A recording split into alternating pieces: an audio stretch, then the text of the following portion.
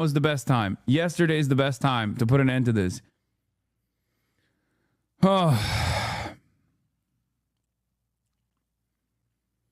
Russia is waging this war in their minds, in their estimation, in the estimation of the third world, at the behest of everyone that has been fucked over by American imperialism. While Russia is engaging in irredentist acts that are unconscionable and unjust and violent and totally immoral, that is the analysis that the rest of the countries around the globe are looking at. That is what they're looking at. They're looking at Ukraine as an extension of the West, and they're looking at, you sound like Israel asking Hamas why they won't just agree to a ceasefire. What do you mean? Hamas has put forward a fucking million ceasefire proposals. Israel's the one who fucked them. No, your analysis is fucking busted here. This is, of course, also completely, you have to be completely oblivious to the fucking conditions on the ground, and not only the conditions on the ground, but also who America is funding in this situation. Okay, pause. This is, this is so stupid. I know, it's so ridiculous. This is insane. Oh my God. Hasan speaking for all the countries of the world now. He's the voice of a generation. Hasan knows what the entire rest of the world is like. Oh, Russia, our champion, fighting against America. Oh yeah, Ukraine. exactly. Yes. I'm sure they're really care about Russia and South Africa, right? Oh my God. That's it. That is his worldview is so fucked.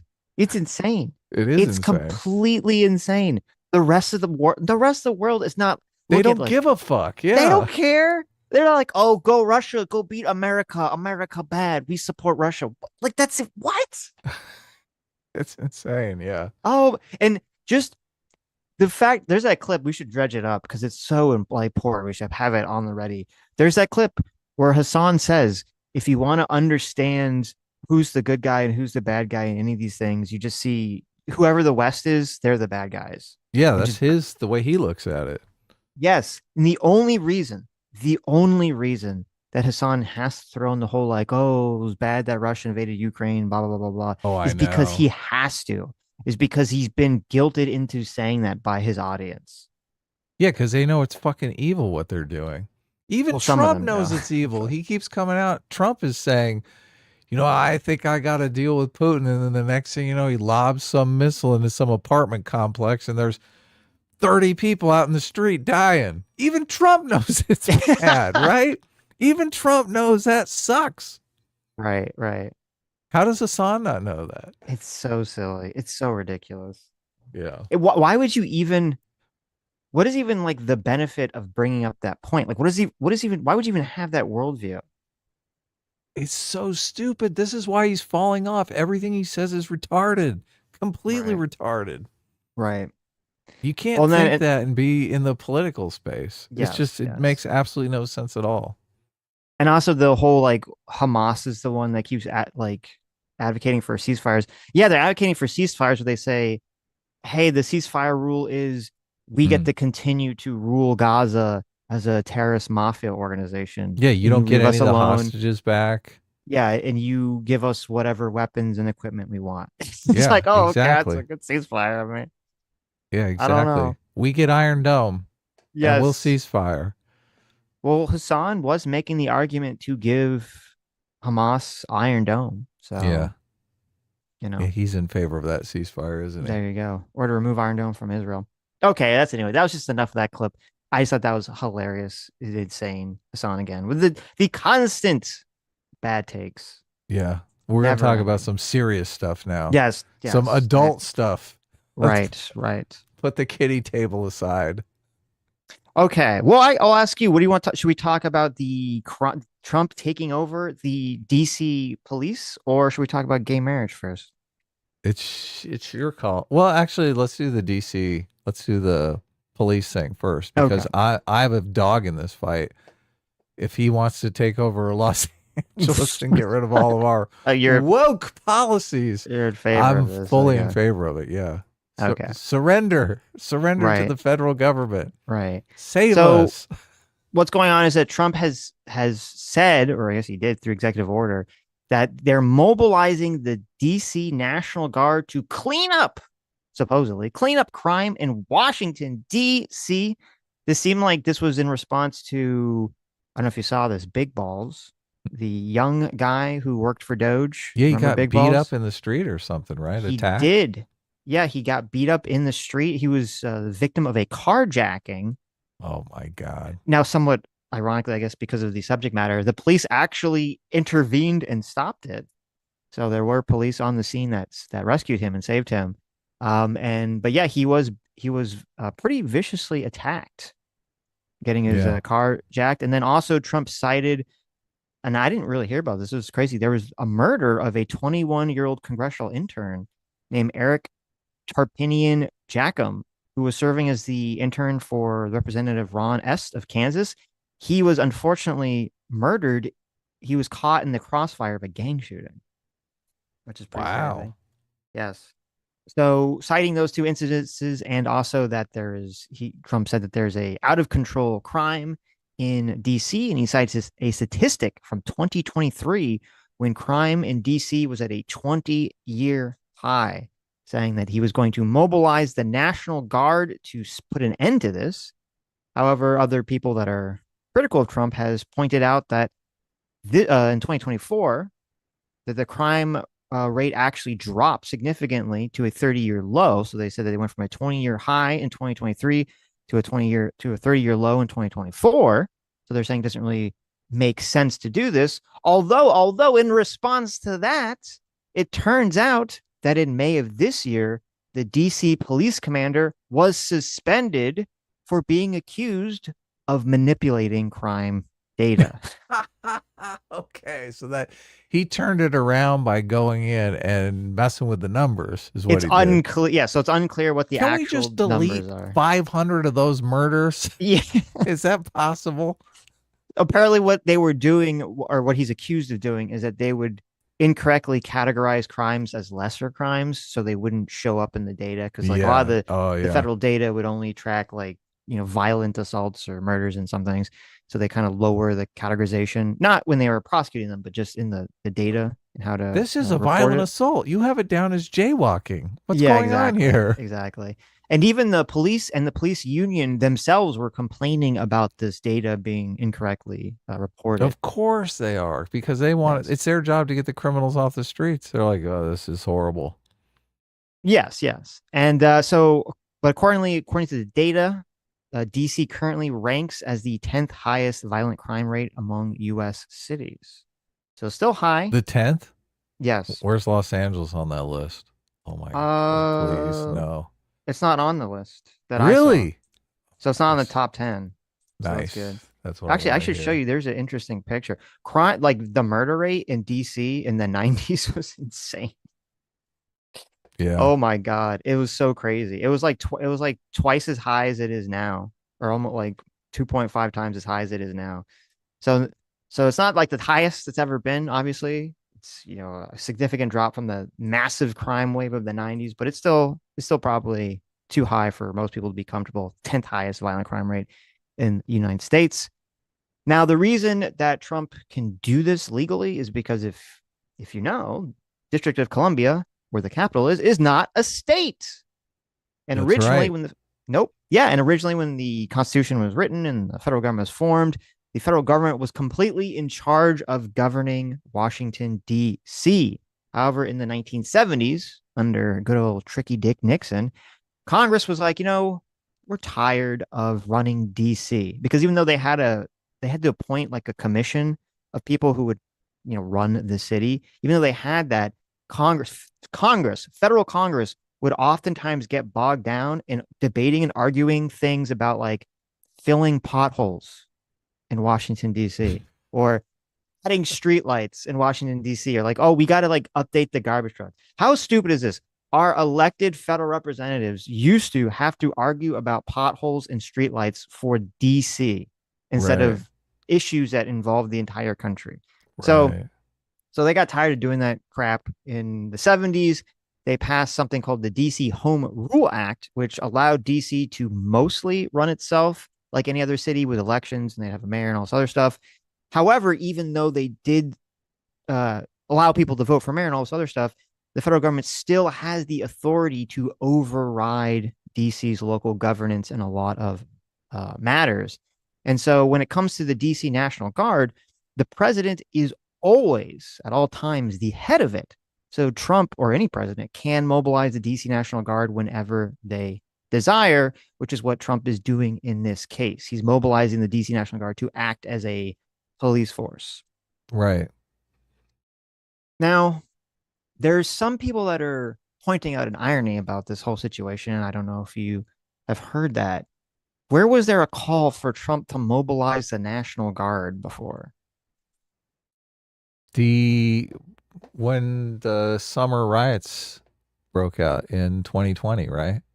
Yeah, but when would But he there's a didn't do call it. for him to mobilize the DC National Guard in DC specifically? Oh, J6, obviously. Yes. Easy. DC, Yes. J6, yes. Yes, if you recall, and there's a lot of. But he says he did call for the National Guard beforehand, but they told him no. They told him pound sand. So, but wait, he's president. I thought he could. Right. Hold on, they can't tell him to pound sand. Wait a minute. See, it's a little confusing here, right? Right. So, some critics of Trump have pointed out that during January 6th, they were saying, why didn't Trump call the National Guard to stop the riots?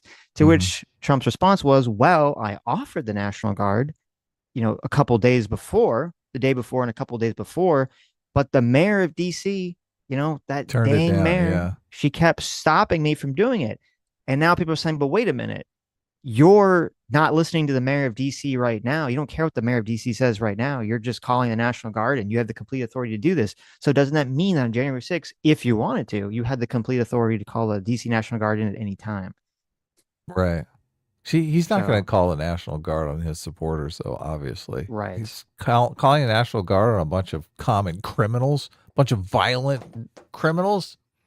Of course he's going to call them in. Of course. Yes. Do you see that difference, Sitch? See the difference there? I see the difference.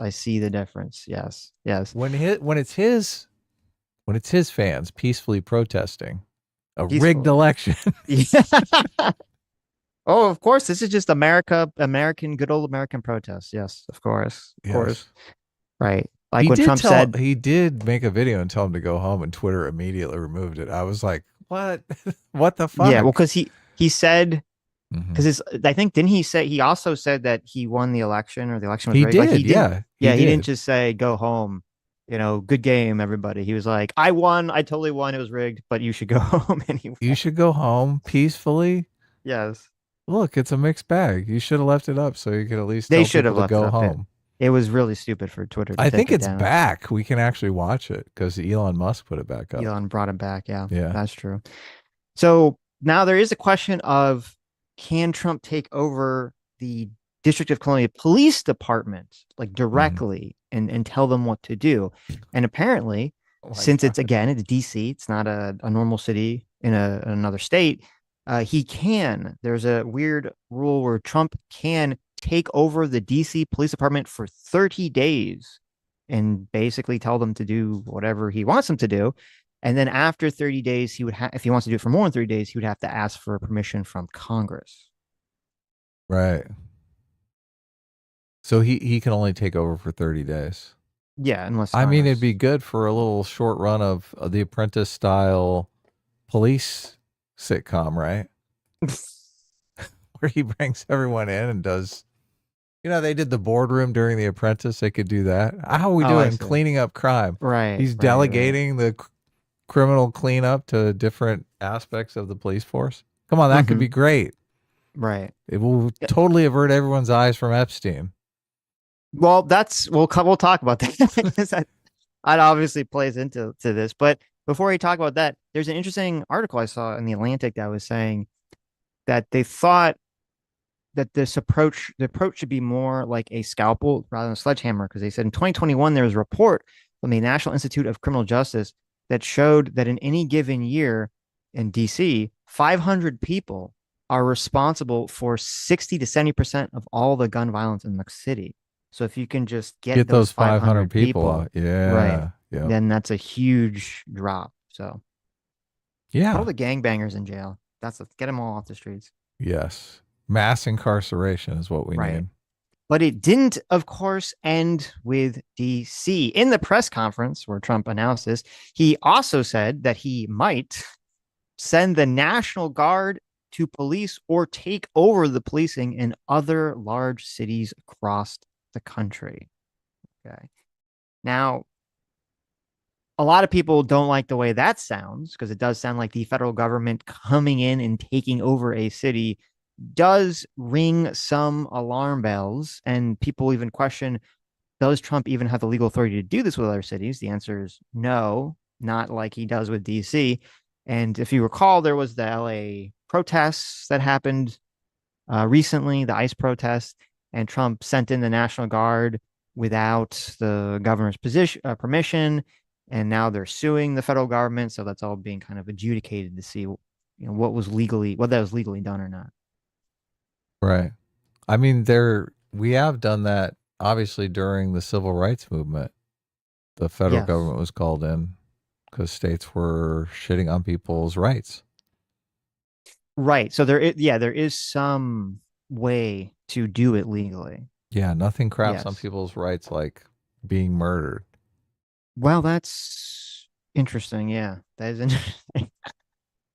I don't know what and that's interesting. I don't know what was the legal requirement for doing that. If crime is high, I could see the cities welcoming the federal government with open arms. So obviously there's a bunch of people who are partisans who are going to look at the federal government coming in under Trump as being bad, even though there could be a giant crime wave. They're like, we're fine.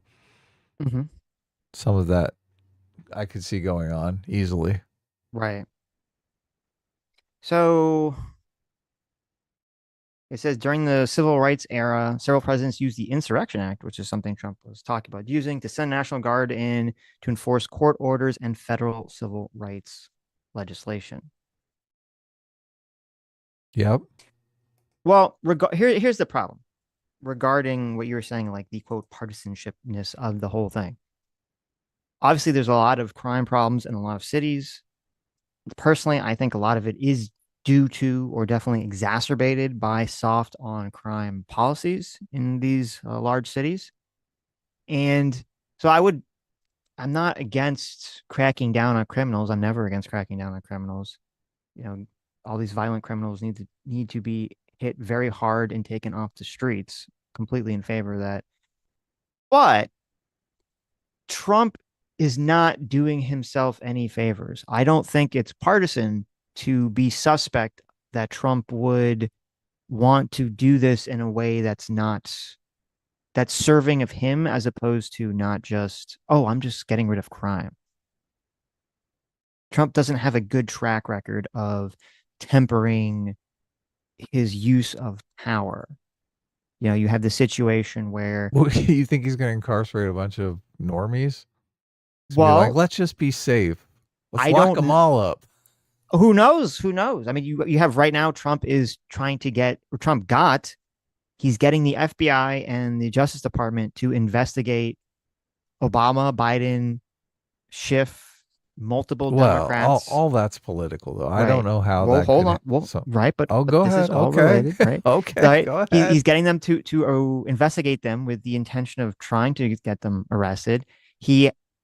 Trump went after any law firm that was suing his administration, not even him personally, that was suing his administration in the first term, and made it so that they couldn't actually work at all. And through this seemingly highly illegal executive order, was basically just trying to disincentivize any law firm from suing the government, which is a massive overreach. You obviously have the very weird situation with Epstein, where Trump is pretty obviously covering up for Epstein. Then you have Trump's deputy attorney general, who, I don't know if you know this, the current deputy attorney general was Trump's personal lawyer. And Trump sent his former personal lawyer to have a conversation with Ghislaine Maxwell.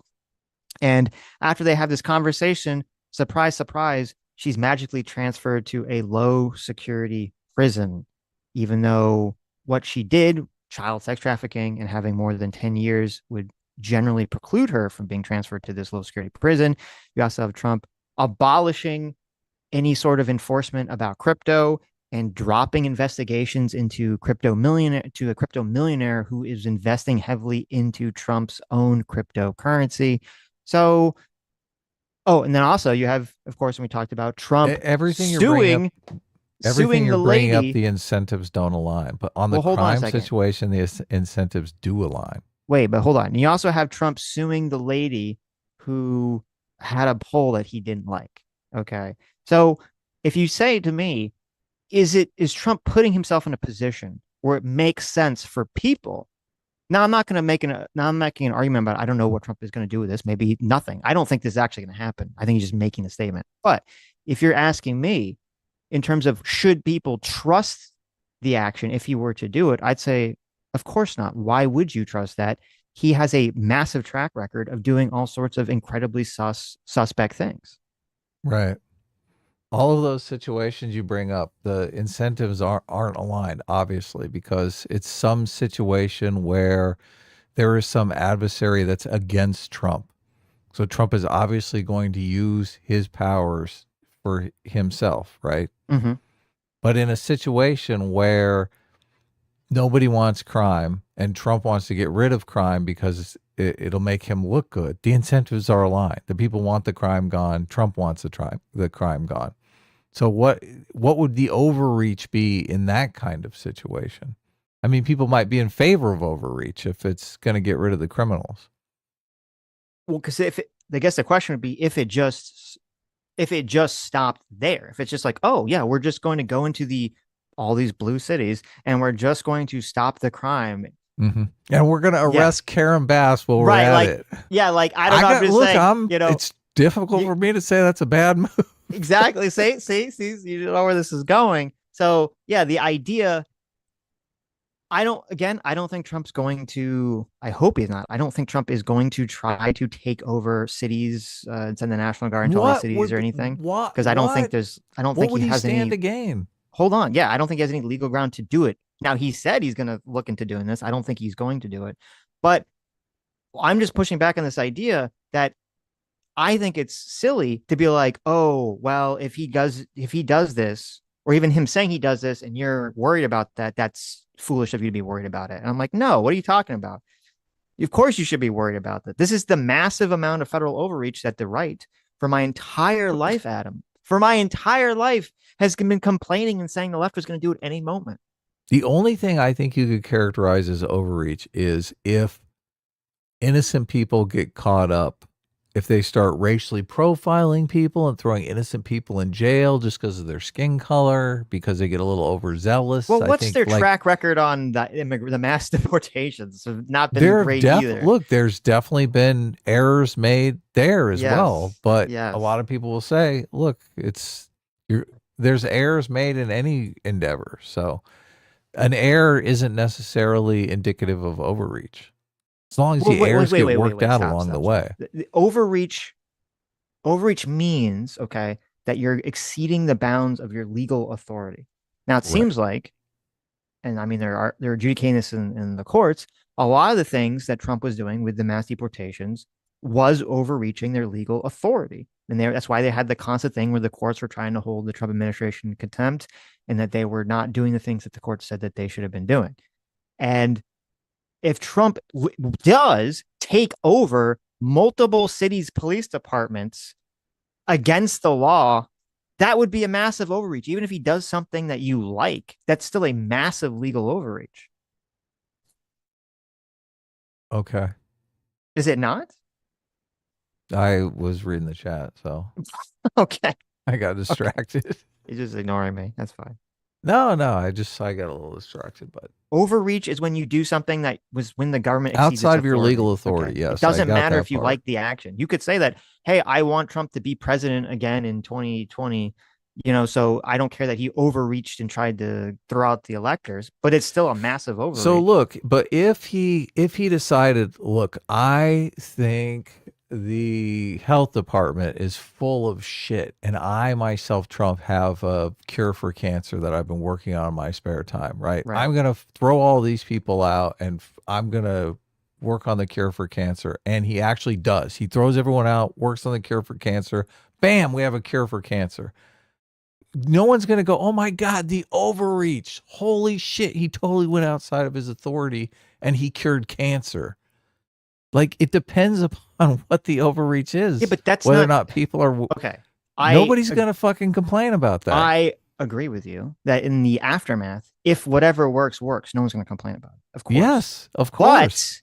But you can't actually analyze information that way when we're looking to the future, when we're trying to make predictions. Because the reason the system is set up the way it is because the idea is Donald Trump is not omniscient. Okay. No one thinks Donald Trump actually does have the cure for cancer. You don't know right? that he's not so omniscient. When if Donald Trump were to abolish the CDC and say now it's going to be run out of RFK Jr.'s garage, okay, and then everyone's health outcomes become significantly worse because the CDC falls into complete disarray, as they've already done. I don't know if you saw, they've done massive canceling of vaccine research into cancer vaccines. I don't approve of that shit. Right. Not at all. So not there at could all. be. I'm just making a hypothetical. So it's the exact okay. opposite situation, right? Where we could have, maybe we could have cancer vaccines that will be delayed for years because of this, right? Yes. And so that's the reason why we say, well, the government shouldn't overreach, because we can't see the future. We don't have a crystal ball. We believe in separation of powers. We believe in that people have the right to elections and to vote for their representatives to control their lives and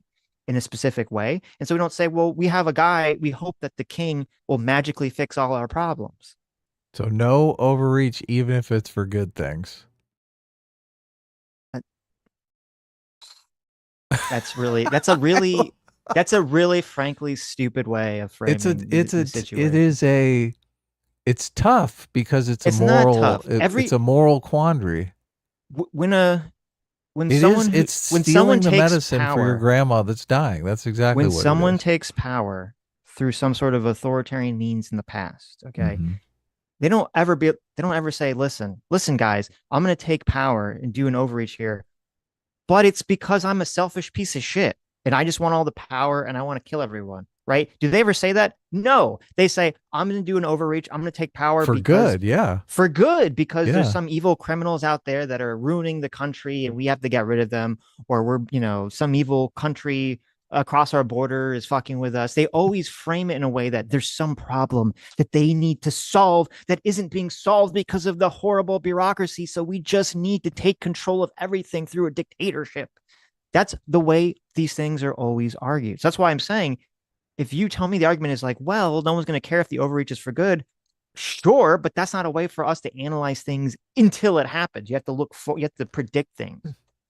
I've seen the prequels. I know how this goes. Okay. Oh, okay. There you go. Exactly. I just need more power for a little bit, just a teeny little bit. Yes. So I can do some good in the world. The droid army is invading Washington, D.C., and Donald Trump needs enough power to activate the clone army. Yeah. I love democracy. Of course.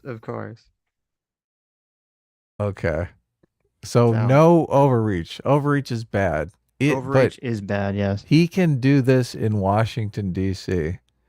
What he should do is do it legally in Washington, D.C., clean up all the crime. And then all the places like Chicago that are completely infested with murder and violent crime, he should just say, oh, my hands are tied. I can't do anything. I love to help you, but overreach.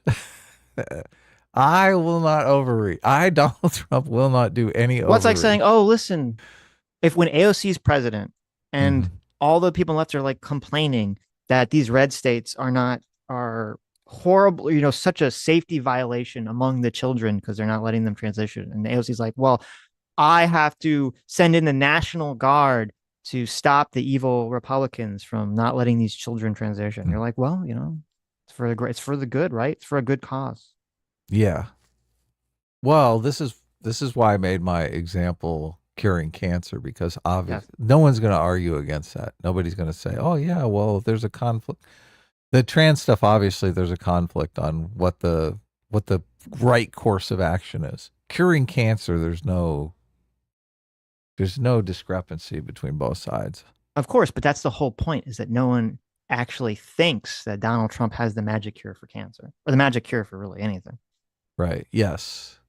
And also violent crime is not as clear as the cancer hypothetical, since A lot of leftists, they love the violent crime. Yeah, So but this is what disturbed me about this story was, well, there's two things. One was I watched the press conference where he was talking about this, and I was disturbed by the large amount. It seemed like almost every question was from some right-wing media organization or internet media organization that was just glazing Trump.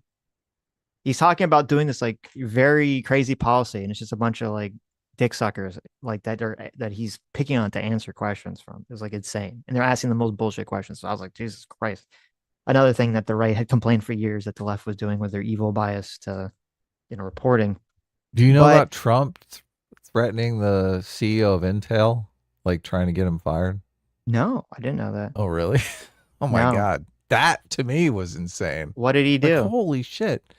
He accused the CEO of Intel of cozying up to China and was like, we need to replace him. The CEO of Intel had to go to the White House and kiss the ring.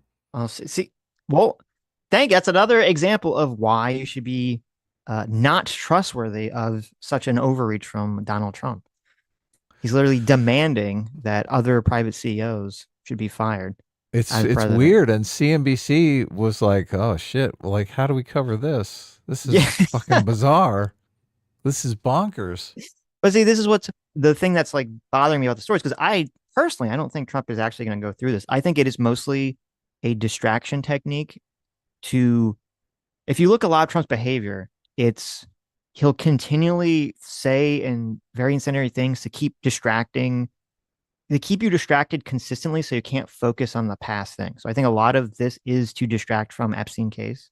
A lot of this is to distract against the weird job numbers. All this is, I think, even though it was in the same press conference, to distract away from the story that Trump seems to be signaling he's going to capitulate to Putin, which we'll talk about in a second. Or people in the White House are just trading, because as soon as this news came out, I was like, okay, I need to buy Intel right now, because this is a standard thing. Trump talks the stock down, right? He says this crazy thing. Right. The CEO needs to be fired. And then the CEO goes to the White House and it's a love fest. He fucking loves the guy. He's like, oh, maybe I overreacted. And the stock is up 5% today. Well, that's another, and that's a good point too. So Yeah. it's like, I'm thinking I'm going to start watching Trump all day and just Doesn't trade that seem stocks. hyper corrupt though? Well, of course, but If that's the motivation. well, yeah, but I still could made 5% on it. Look, if I trusted my gut, Okay. if I trusted my gut, and I was like, I'm buy $5,000 worth of Intel. Well, listen, that's very smart. In one day. The average voter out there should use Trump administration corruption to their benefit. That is true. It is definitely true. Intel's up 8% in the last 5 days. There you go. I mean, I should have been paying closer attention, because I heard it. I was like, what the fuck? Right. Trump praises Intel CEO days after calling for him to resign. Look at this. Mm-hmm. Business Insider. So don't you think it's more likely that Barron is asking his dad, hey, can you talk the Intel stock down a little bit? I want to buy some. I can believe it. So he blows the top off the stock. Barron comes in, buys $100,000 worth of Intel, and then he's like, hey, watch this. I'll invite him to the White House. We'll really get that stock price up. There you go. Barron's selling today. Well, no, because he knows, Dad's going to talk it up longer. Dad will tell him when to sell. Mm-hmm. Sitch, is it wrong for me to be making money off of this? No, as I said, it's smart. I can't do anything about it. It's smart for you. I don't like it. And other citizens to take advantage of the very transparent, corrupt nature of the Trump administration. But inflation is out of control. To make money. Everyone should be doing that. This is called capital preservation. Yeah, exactly. Everyone should be doing that. Anyway, but just don't make excuses. I am surprised that you didn't hear about this, because this is, I was like thinking, I did hear about it, but I didn't really focus on the story. So I'm like, oh man, Sitch is going to be very angry here. As soon as I sense, there's an opportunity to make some money here, I'm like, There's only so much like Trump fucking up, doing very bad things I can take on a daily basis. Okay. Well, look, you've got your hands full. Yeah, exactly. He's going wild. Did you watch any of that? I sent you the interview where he says he's, they ask him, are you running for a third term? He's like, probably not. Yes. I did see that. Did you listen to it? I did listen to it, yeah. Okay. See, that's another thing. Why should anyone trust? It's annoying to me because so much of our time on YouTube has been spent talking about why the right has become very reactive to a lot of the left's messaging because of calling everyone racist and being very offensive and assuming all right wingers are agreed racist, all other stuff. And that's all true. And then when you have Trump who decides that he's going to be as incendiary as humanly possible to the left to rile them up, people on the right just are like, oh, well, that's fine. Like people like it's so, to me, it seems very hypocritical that people on the right are acting like people on the left should have all this self-responsibility for their own actions. And yet they caused all the problems on the right.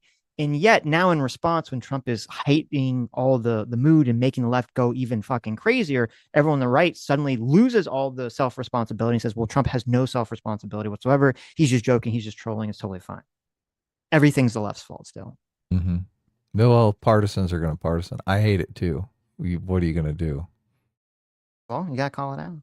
Yeah, call it out. We have a whole show to call it out. That's our job. Yes. Literally our job to call this shit out. That is true. That's right. I said literally. Literally. And figuratively. And metaphorically. And in the fourth dimension as well. Yes. Which is time, by the way. Which is time, if you didn't know that. All 3D movies are really 4D movies. Think about it. All 2D movies are really 4D movies. All 2D movies are really 3D movies, okay? But not depth, but time. But time, yeah. Time is the fourth dimension. This is a very important Learn your Einstein, okay? Yes. That even retards retards know about Einstein. So in the same press conference where he was talking about doing all the stuff with the National Guard, there is this, if you recall, Trump said that he was going to give Putin 10 days. Putin has 10 days to come to some kind of deal, some kind of negotiation before he finally, he's going to get very tough on Putin. He's going to get so tough. You don't even know how tough he's going to get. He's going to get so tough. So this is finally culminated in this meeting. Trump seems to be operating under the idea that if he can just get into a room with Vladimir Putin, he could somehow sell him on some kind of deal. So he's brushing up on his Russian then? Yes. Well, where have we heard this before? Because this was the whole thing Trump was saying before the election, even at the beginning of his term, was if he could just get Putin on a phone call, they could just very easily hammer out a deal and end the war. And surprise, surprise, that turned out to not be the case whatsoever. He kept getting his chain jerked around by Putin. So I don't know why Trump now thinks, well, if he keeps jerking my chain on the phone and in text messages in the DMs, if we have a live chat, suddenly Putin's gonna, he's gonna be able to get Putin to agree to something. I'm very skeptical of that. Yeah, I am. I think it's more likely that Putin can charm Trump than Trump is gonna charm Putin. Yeah, but I do like that Putin is coming here and Trump is not going to him, obviously, because that's like. Well, did you see Trump kept saying, it was weird. He kept saying that the meeting was going to be in Alaska, but then he kept saying the meeting was going to be in Russia, that he was going to Russia. Did you see that? Did he really? Okay. Last I heard, Putin was coming here. If he's going to Russia, major cuck energy. Major cuck energy. Well, that's why it was weird, because yes, Putin is supposed to come to Alaska, and yet multiple times in the press conference, Trump said he was going to Russia. People were like, why you keep saying you're going to Russia? Oof. Not great. No, not at all. Yeah. Make him come to you. Yes. Make him come. Look. Make him come? Adam wants Donald Trump to make Putin come. You all heard it here first. He's a third-rate dictator. Uh-huh. So you're saying Trump can make him come real quick? In a country that's basically... No, look, enough of the sex jokes. I'm saying showing that kind of deference to Putin, actually traveling to Moscow to talk to Putin. Right. And then leaving and seeing that next missile hit an apartment complex in Kyiv is going to just, I mean, that's going to be demoralizing. Right. That's going to be demoralizing. And you know what Putin's going to do? He's going to be like smiling and giggling. This fucking dumbass. I can do this all day. Yep. I can do this until I can do this for 4 years. This is easy. I'm even with Putin coming to Alaska, I do think there's a high chance that exact scenario is going to play out. Yeah. Oh man. It's It's better to roll out the red carpet here and to obviously. get him here. What is Then you got a good excuse to clean up DC, right? Get all those criminals and fucking throw their asses. Well, there's going to be in Alaska. You got to clean up Alaska. No. I'm saying he should come to DC. He's not going to. I'm saying going anywhere is a cuck move. It's a lesser form of cuckness, but still going to Alaska is just, it's a cuck move. Sure. But I don't understand the negotiating strategy here. And I've never really understood Trump's negotiating strategy. No one's ever explained it in a way that's made any sense because Trump keeps positing that he's the master negotiator. And part of negotiating, very classic standard technique, is that you don't want to, as even Trump was saying, you don't want to show what your cards are to the other guy, right? When you're playing poker, you don't want the other guy to know what your hand is. And yet, for some reason, whenever Trump talks about these negotiations with Russia, he keeps broadcasting to Putin what the cards are for no reason when he gets nothing out of it. In the press conference where he's talking about this, he kept saying repeatedly that Ukraine is going to have to cede territory over to Russia. Why is he saying this publicly? Why the fuck would you say this?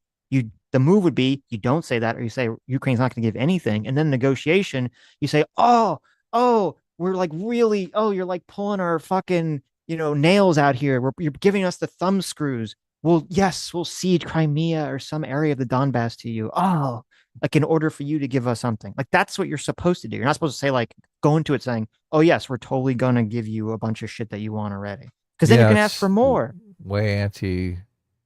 It's against what Trump always says to do. Shoot for the moon and then reel it back in. So then why does he keep doing this? Maybe, I'm not sure, to lure Putin here. The whole thing is, we're talking poker analogy, right? Sooner or later, you got to flip the cards over. There's only so much bluffing you can do. Right? We either have a royal flush or we don't. I don't think we have a lot of leverage here. I think we got jack shit. I think we got two pair. And Trump is trying to turn it into a royal flush by pretending. I don't agree because there are a lot more economic pressures that could be put on Russia. I completely disagree. I completely disagree because what are you basing that off of? Russia has other reporting. Russia's basically re-engineered their entire economy so that they can work around the sanctions, and that's already been done. Was threatening to put 100% tariffs on China and India, I believe. And India, yeah. That would put if he says I'm going to put 100% tariffs on China and India until they stop helping Russia. That's not a two. That's not a pair of twos. That's a pretty good hand. There's going to be some pain from that on our economy. So that's the equivalent of dropping the grenade in the elevator and going, okay, well, I'm going to get burned here, but at least we're going to take you out. But that's what Trump has been saying. Trump was saying that he was going to put 100% tariffs on China a few months ago anyway, for reasons that had nothing to do with Russia. Why doesn't he just bake it all in together? Well, no, that used to be Trump's signature move. It had to do with getting a deal with China. Right, but I'm saying that used to be Trump's signature move, is that he would be very good at taking a bunch of different problems and shoving them all into one box to kind of get a solution, try to get a solution, out of all of them. And I don't know why he didn't do that. Bake that into the China tariffs and be like, stop fucking helping Russia. We're going to slam you with these 100% tariffs, which supposedly, according to Trump, we're not going to pay for anyway. So why is it bad? The sanctions, the more sanctions that I think you're thinking we can do, I don't think will be effective. I didn't say sanctions. I said tariffs. Yeah, you're talking tariffs on India and China Yes. to pressure them not to deal with Putin. Right. China right now is getting like a 50% discount on all their energy. Mm-hmm. I guess they do need America. Yeah, look, maybe it works. I don't think it's a smoking gun No, but this is why situation the whole to thing cure this whole seems. thing. I, when it comes to this idea, okay, Trump gets this idea in his head, which Mhm. is probably somewhat true, but also somewhat not true. That, oh my God, the entire world is ripping us off with trade, right? He gets this idea in his head. And he says China is ripping us off with trade, and they're sending us fentanyl and this other stuff. And so he's like, I'm going to move heaven and earth to throw these insanely high tariffs on China. I don't even give a shit if it like what has an effect it has on the economy. I'm going to tell everyone that we're not going to pay for the tariffs. It's not going to have any economic effect whatsoever. Blah blah blah blah blah. And with that, he's like willing to do like these extreme measures. And then when it comes to hundreds of thousands of people dying in Ukraine because Russia being a piece of shit, it's like, oh, I can't do anything. I just shrug and say, "Oh, well, that's it, I guess." It doesn't seem like it doesn't make sense to me. You see where it seems like you could say, "Okay, well, Trump is obviously doesn't give a shit about this. He's not being serious about this." If he's just gonna shrug. You think that? Yeah, I You do think he think doesn't that. give a shit? When he's talking about the people getting killed in the street, do you think why do you think he's saying that? What's the move there? I think Trump Why does he keep cares that bringing it people up? are. I don't know, because on one hand, yeah, I would want to say it's. I think he would care about people dying, and yet the same token, if he did care about stopping it, why is he not using? Why was he not having the energy he had with China with the other tariffs? Why does he not have that same energy, that same vibe, if Because he he really cares? because the prospect of actually winning is so much lower. It's hard to muster the energy when you are demoralized because you know you're going to lose. Which I think that's the situation. I think I don't. he's I don't ultimately agree. knows he's going to lose. Putin's not.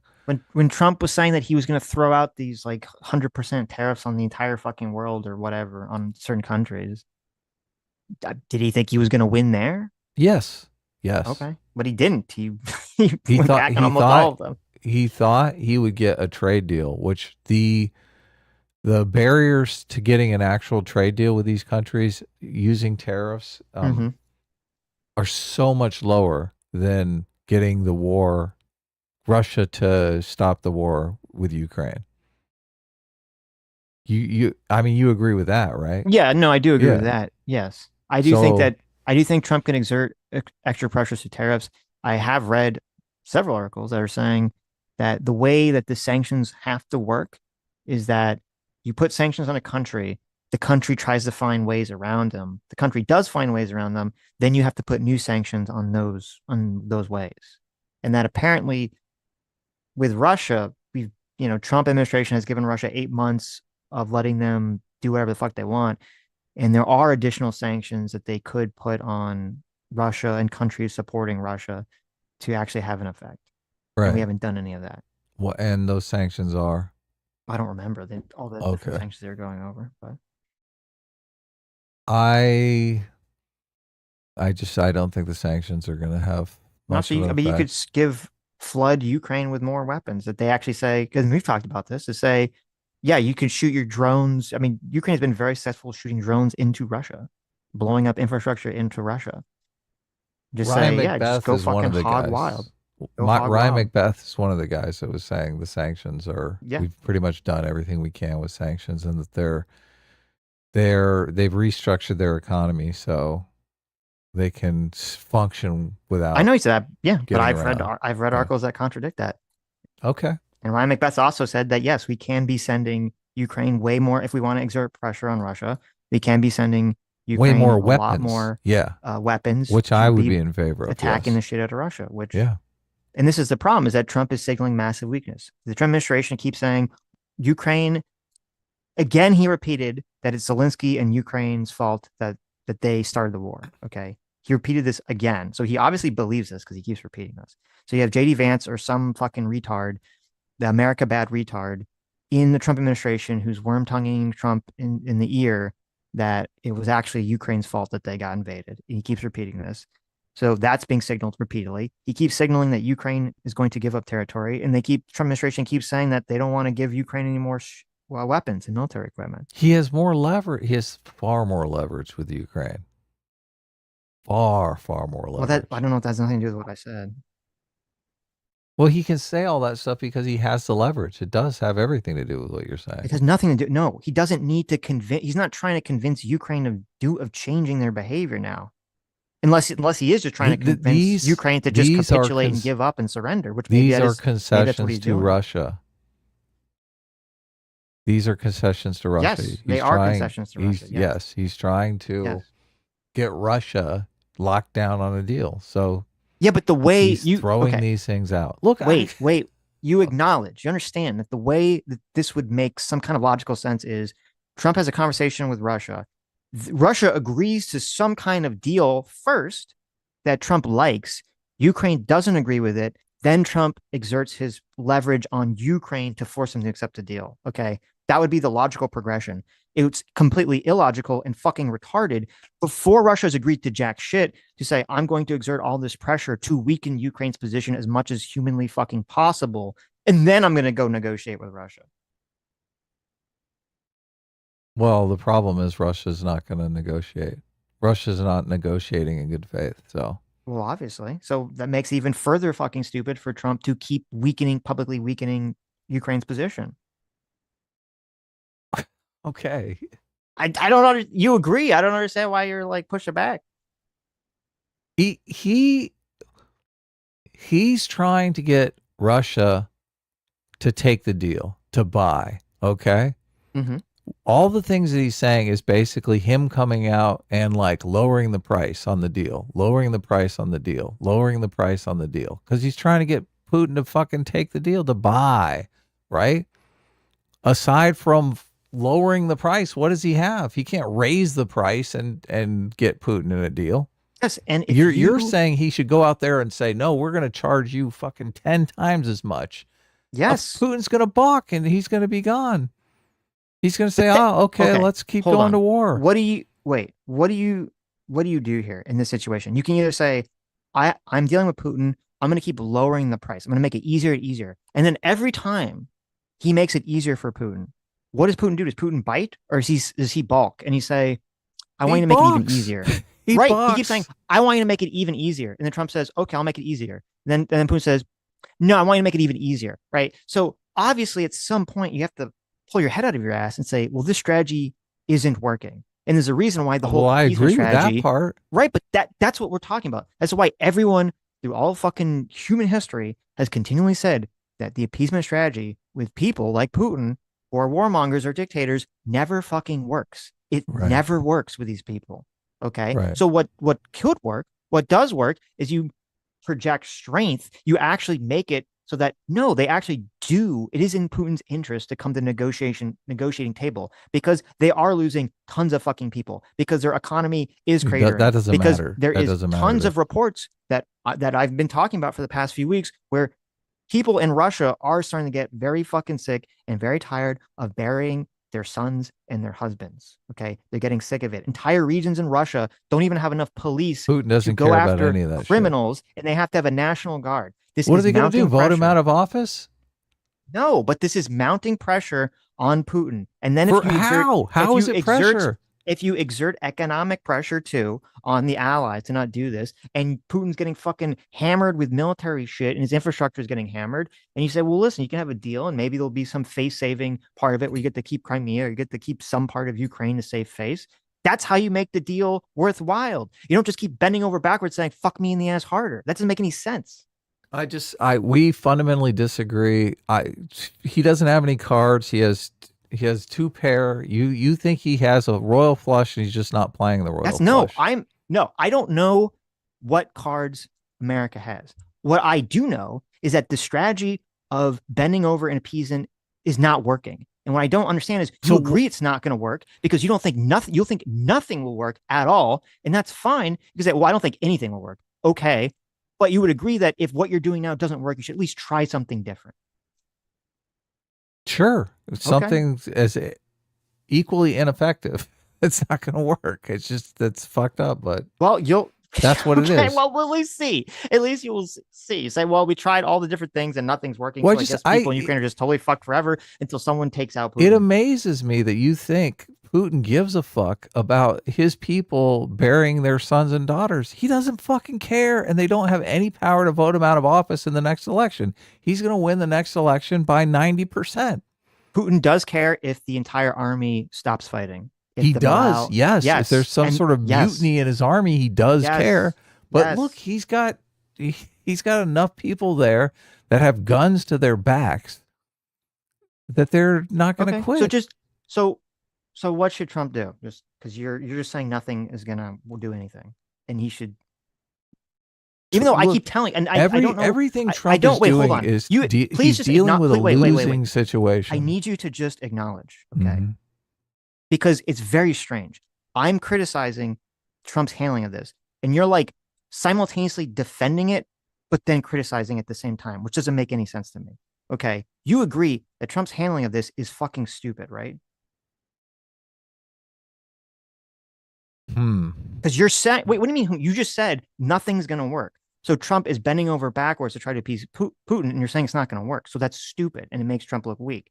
Well, I think he's in a Kobayashi Maru type situation, and how you handle that is, I mean, what is the correct way to handle that, Sitch? Well, you'd have to know the future, obviously. No, the whole Kobayashi Maru thing is a situation where you know everyone's going to die. There's no good answers. Yes, exactly. Yeah. So what is the correct way to handle that situation? Well, the appeasement strategy is not seeming to work. So that's why I said you got to go hard. You got to up the pressure. Right. Okay. Which I do think would work. Is it? Or at least it would be different. Is it appeasement if he's throwing these carrots out, even though, I mean, it's none of it matters until some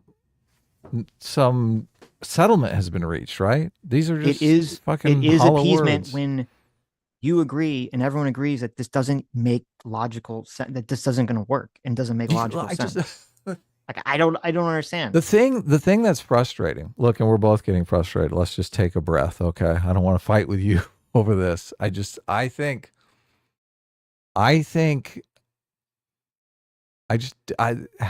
to handle a losing situation. I'm not sure exactly how I would handle it, or the logical way to handle it, or the smart way to handle it is. I think you have I think you believe, and maybe if I'm wrong, tell me, obviously. I think you think Trump has steps he could take that would be successful. So maybe that's the conflict between our two positions here. You think if he did throw the sanctions on, that Putin would come to the table and talk? I don't, obviously, I can't see the future. I don't know what the outcome would be if Trump went a lot harder on Russia. But we do know that him being soft on Russia going hard working. How? Sanctions. All the things that I just talked about. Okay. So sanctions, more military equipment, tariffs on countries that are being supportive, blah, blah, blah, blah, blah. Okay. So we have a situation where you say, well, what he's doing isn't working. So try something else. Don't just keep doing the thing that's not working. And then also makes you look weak and factless.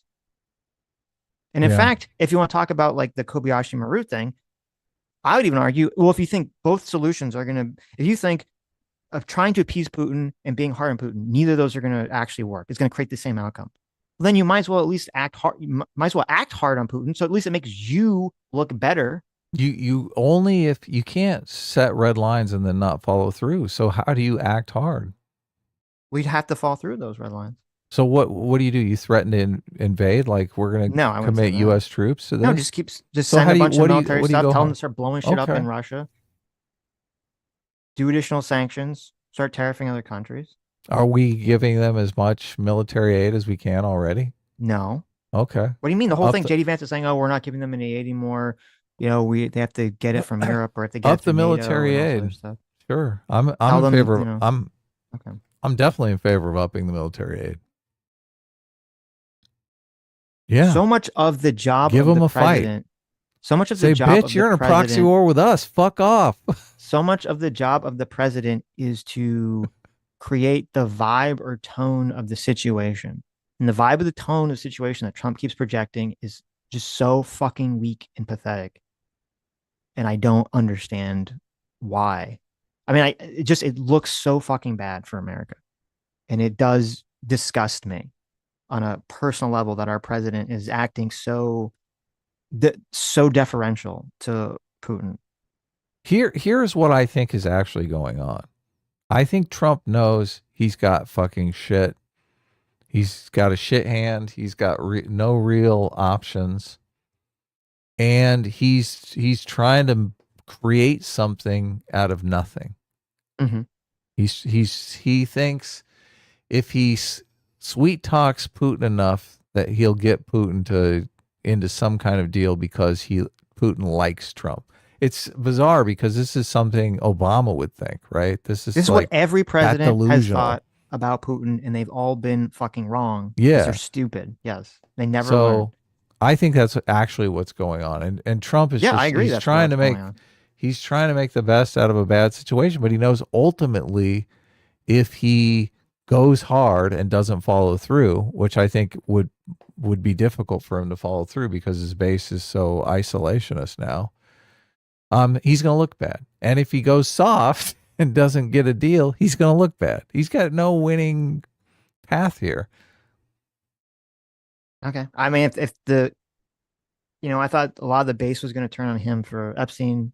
Apparently they all turned back. No one gives a fuck about it anymore. Really? If Donald Trump is going to just cover up, the biggest fucking child sex trafficking scandal, and no one gives a shit, I think he could push them on Russia to do whatever the fuck he wants. I think it's his own personal feeling on the whole issue.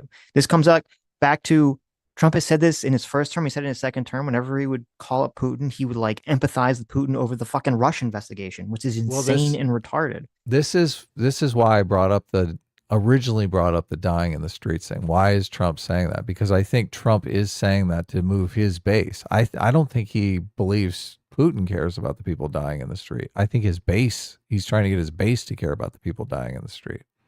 Mm-hmm. That's why he constantly references it. He's trying to kick that. Well, maybe he should definitely. Yeah. I think you have to signal strength, though. Then, if that would be the goal, he has to talk about the dying in the streets and signal strength, not signal capitulation. Mm-hmm. Because that's not how signaling capitulation is not going to move his base towards the direction of like, yeah, we got to go hard against Russia. If he says these people are dying in the streets and we need to go save them, fucking rah, go America, I think his base is going to go, fuck them, we got problems at home. If he says, if no one is suggesting. Let me finish. Okay. I'm making a point here. Okay. Make your point. If he says, the people are dying in the street, that sucks. The people are dying in the street, that sucks. And he continues to make that argument and lets public opinion move. Then he can come in and say, maybe we should do a little bit more. And the public will be with him. He's got to move the public opinion. He's got to make them care about Ukraine before he can say, we should do something. Yeah. But if he's saying these people are dying in the streets, and it's Zelensky's fault, right? That's not convincing anyone. Yeah, it's the opposite. That looks like he's just looking for a way to back off into the bushes, Homer Simpson style. That's what I think is. Yeah, but that's what I'm saying. Yeah, I think that is happening. Great. Like that is what I think he's trying to do. Yes. Yes, I think that's happening. Okay. Right. I don't think he's trying to convince the MAGA base to give a shit about Ukraine. I think he's just trying to look for a way out. Right. Yes. Yes.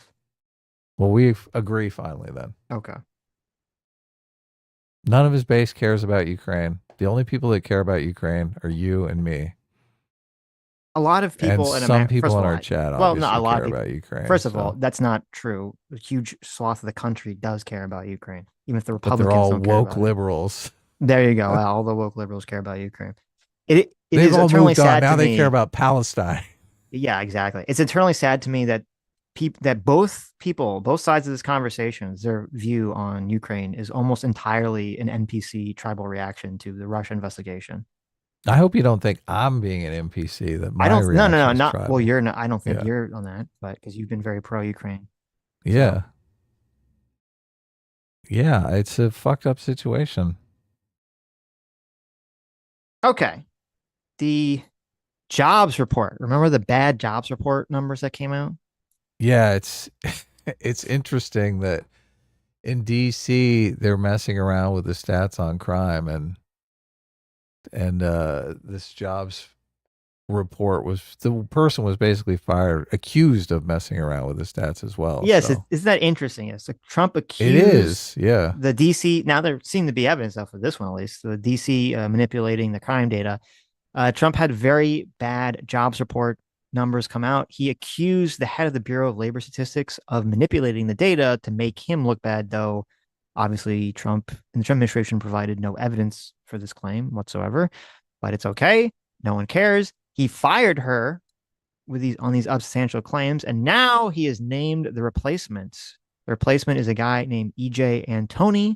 This is a guy who works for the Heritage Foundation. Is he going to cook the books on the? Well, we'll see. A conservative think tank, Mhm. and he worked on the infamous Project 2025 report that obviously came up a lot during the election. Now, it was you'd expect that there'd be a lot of people on the left that are going to point to this and say this is really bad. This guy is obviously a hyper partisan. You're supposed to pick someone who's not a partisan actor for the Bureau of Labor Statistics that come up A with the job support. technocrat. Yeah, you're supposed to just pick someone who's just like a by the numbers, by the books kind of Yeah, individual, exactly. because all these companies and a lot of companies in America and in the entire world We need that rely data. on this Yeah. data. Yeah, it's not supposed to be a political endeavor. Though I was surprised to see that the complaints were not just limited to those on the left. There was a guy named Stan Vuger, who's a senior fellow at the Conservative American Enterprise Institute, which is another very conservative think tank, who said that Antoni is utterly unqualified for the position. Oh no. And said that his work at Heritage has frequently included elementary errors and nonsensical choices that all bias his findings. No, make it stop, please. No. Well, because the concern is too, as I was looking into it, apparently this guy, though he did get a PhD in economics, it seems like his entire CV has just been that he writes articles for Heritage Foundation or other Breitbart. So he doesn't even know how to collect the data. Right. How to He's just kind of like analyze the data. a guy who came out of college and has been a pundit for his entire life, and now he's going to be the head of the Bureau of Labor Statistics. God help us all. And then, as you said, is he going to be cooking the books or not? Well, here's very interesting. Trump on True Social, in the announcements where he announced that Antoni would be taking the job, he said that I guarantee he will get the numbers that we want. Well, he almost said that. He said the economy is actually booming, and Antoni will make sure the numbers released are honest. Okay, so talk about a very clear signal from the boss to provide the numbers he wants. He's saying, I fired the old lady because she was giving me fake numbers that were bad. I'm hiring this guy. He's gonna give us the real honest numbers that show that the economy is doing well. And I guess we'll find out in the midterms. Yes. When we get some real data, right?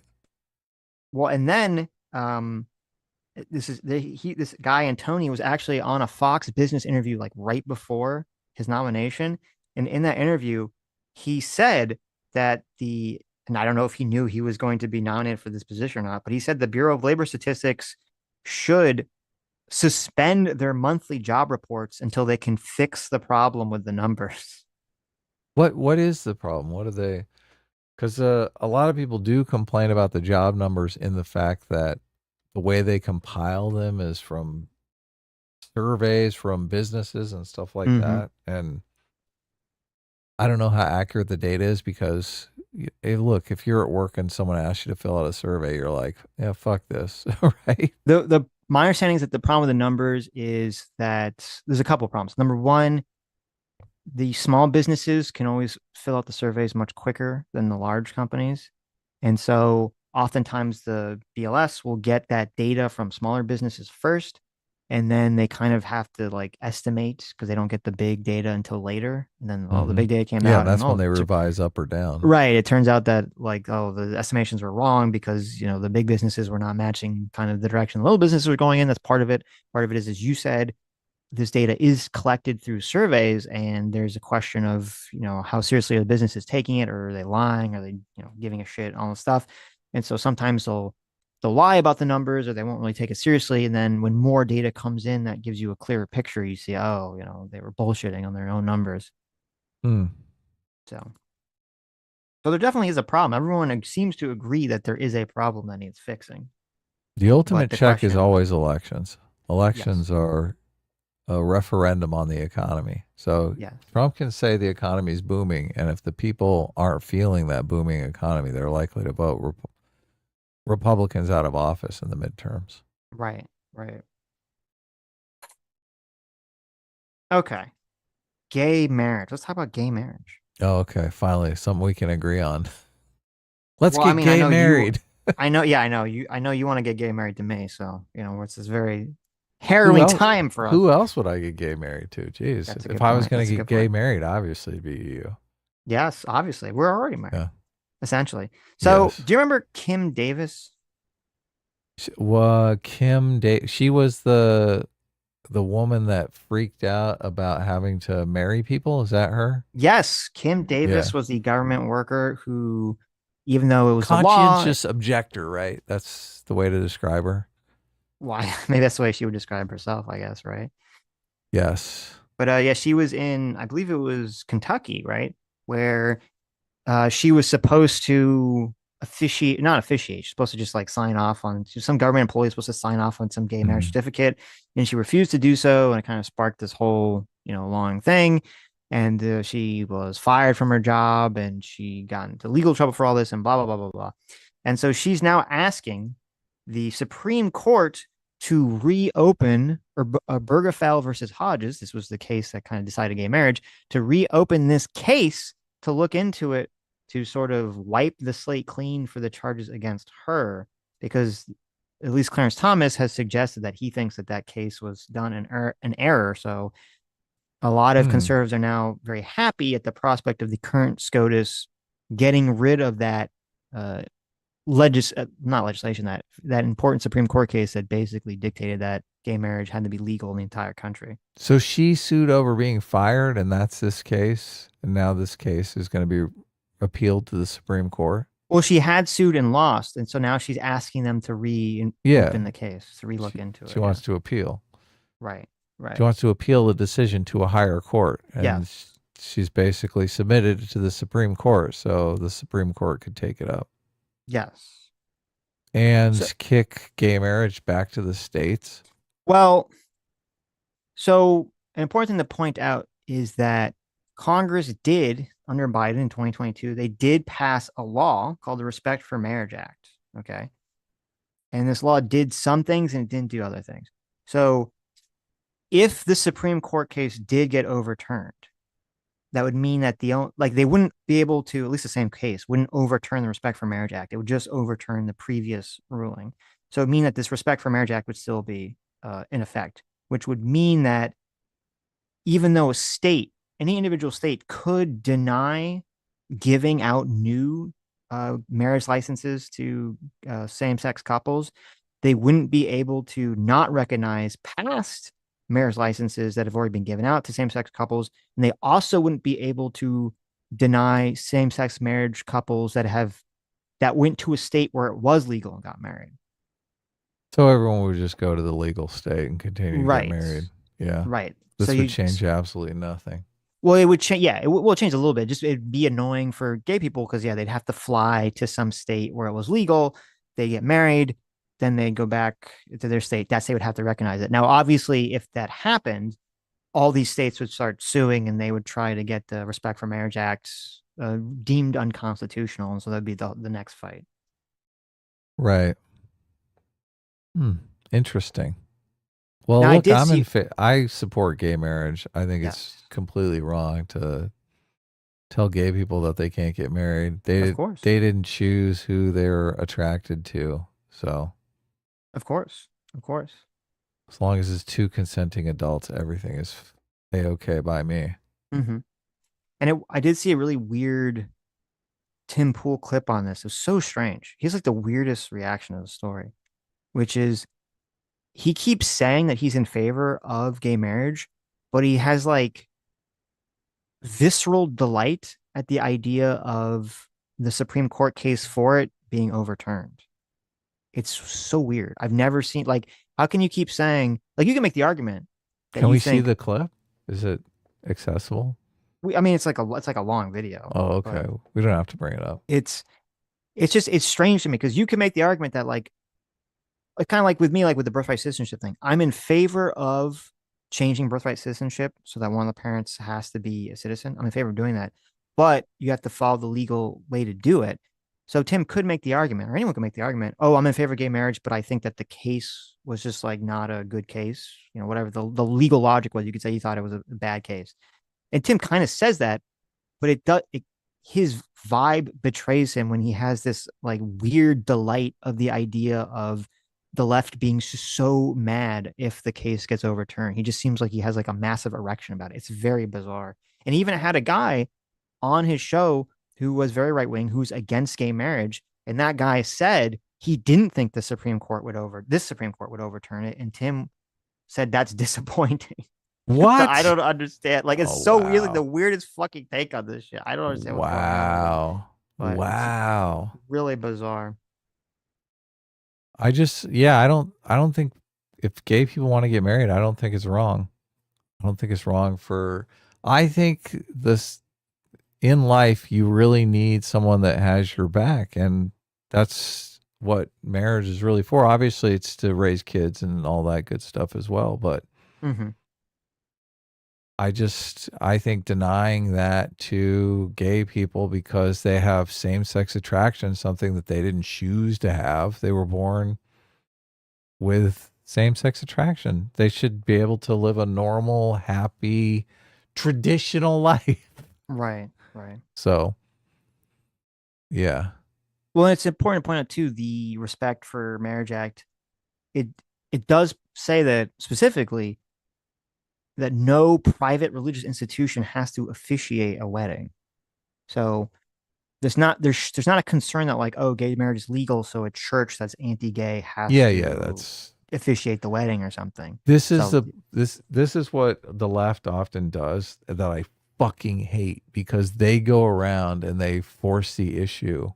So they like the whole gay wedding cake thing. gay wedding cake thing, yeah, Right. was that basically them going around forcing bakers into this Sophie's choice between their religion or honoring the law. And it's just, that's bullshit. You can always go to another bakery. Don't gay people don't have to get married in churches that don't want gay people getting married Right. there. Just like let it be.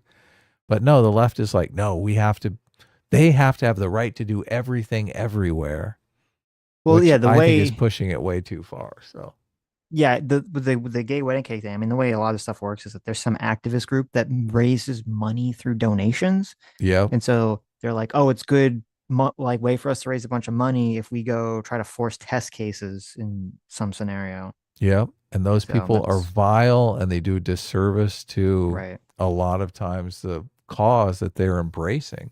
Very true. Because Very that true. situation makes people fucking hate gay people and not want to let them get married because they're like, oh my God, look, all these people are fucking assholes.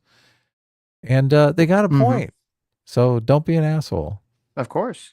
But yeah, but that's actually, and that's interesting. Speaking of doing a disservice to your cause, what do you think? Do you think it would help the Republican Party or hurt the Republican Party if the Supreme Court got rid of that court case and you had all these red states outlaw or now be forced with making decision to outlaw gay marriage or not? Do I think that would be good or bad or? No, I mean, how do you think it'd be good or bad for the Republican Party in terms of winning elections going forward? I have no idea, to be honest with you, because Mm-hmm. I don't know how many Republicans are just secret gay haters. And Right. I mean, I'd like to think, oh, it would hurt them, but maybe they got the numbers. Maybe enough people hate gays that they're just in the next election they'd clean house. Yeah, I don't. Yeah, I don't know. I don't know. I'd be curious. Um, But that's why the it. Supreme Court should be deciding it. It should be a civil rights issue. Yes, yes, but it would definitely. I mean, no one cares, no, except for me. But no one cares. It would definitely make most of the right on the internet look like horrible liars because for years we'd heard, oh, It's we're settled, not yeah. anti-gay, we're fine with gay marriage, we're anti-trans, and then the left would say, no, you all secretly hate gay people too. Yeah, it'd And then be a now huge if you have a win for bunch of red them. states, that just made gay marriage illegal, it's like, well, like, okay, I guess you just proved the left was correct the whole time. So Yeah, every single woke leftist communist on the internet has been saying they want to overturn gay marriage. If Donald Trump gets into office, they will overturn gay marriage. All of those woke leftist communists will be they all be right. proven correct. Yes, if Yeah, that happens. exactly. Yeah. And they'll all come out and say, "Oh, we told you." We told you. Yeah. And See, they, that's I the mean, they that's the could worst clean part. house. I know. Oh, yeah, I I don't know. care I about know. gay people. I just don't want a bunch of smug woke communists to be right. Yeah, Okay. exactly. That's what I Oh, don't want. Econo Boy will be smugger than smug on the next live stream. It'll be off the charts. There you go. Exactly. Exactly. That's the real bad part about all this. Yeah. I'm sure Econo Boy thinks that we are anti-gay too. He probably thinks we're just God, they can't help themselves with the stereotypes. Any complex person they're just ill-equipped to encounter. Hmm. Well, speaking of complexity, Mm-hmm. there was there was an interesting Glenn Greenwald clip. We should read some super chats because we got some big Okay. super chats and people are weighing in. Obviously, I'm dying to answer JMac. JMac for $10 says, I voted against Prop 8. Did you, Adam, or are you a bad ally? Of course I voted against Prop 8. I think Prop 8 in California wanted to make I think Prop 8 did actually pass and make gay marriage illegal in California, which was kind of surprising. Mm-hmm. George W. Bush, when he was running for president, got a bunch of anti-gay marriage bills on the ballot in swing states to drive Republican turnout and get him reelected. I think it was him running for a second time against Kerry. So, and it worked. Got all the anti-gay people coming out in droves to vote against gay marriage and also voted for George W. Bush to be president. So that's how politics works. But it didn't last. George W. Bush has been a scourge on the Republican Party ever since. The Mongolian leprechaun Surfman from Saturn for $50. Thank you so much. Says, hey, Sitch and Adam, I have a very interesting question. If someone were to give you $10 million to take a trip to Silent Hill and survive there for a week, would you guys do it? Fuck no. Is Silent Hill from the movie? I don't know. It's a video game that they made a movie of it too. Yeah. Okay. Yeah, but fuck no. That's retarded. It can't be that bad, right? Do I get to go with Sitch? Sitch and I can fight against the monsters? I pass. I'm 100% passing. You're on your own, buddy. I'll have to find a new co-host when Adam gets murdered by a triangle head. It can't be worse than a horse-sized duck, right? Come on, we just kick the legs out. Okay. We just kick the legs out from under them. Okay, here, Adam. It's $10 million. Go to Google, type in triangle head or pyramid head. I'm sorry, pyramid head. Type in pyramid head and tell me if you're going to kick the legs out of pyramid head. Okay. Pyramid head. Is that a monster? Yeah, it's a monster. Yeah. It can't be that bad. Come on. Oh yeah, this guy looks like a pussy. And you kick his legs out. You're like, I got it. He can't even see. He's blind. He's blind. He's got a big metal thing on his head, right? Yeah, exactly. Oh. Yeah. I bet somehow that spike ends up in you, doesn't it? It's a big sword. It's a big old sword. Yeah. Okay. No, I would not go anywhere near Silent Hill. Well, you have your answer. Yeah. Fuck no. That's my answer. Yeah, and also I know like the games are supposed to be. I only played the second one, but I think it's supposed to be that Silent Hill is like some weird. Whenever you go there, like all the monsters are some kind of like reflection of your own psychological state or something. So the whole place fucks with you. Should we do a poll and see how terrible our audience is on the gay marriage thing?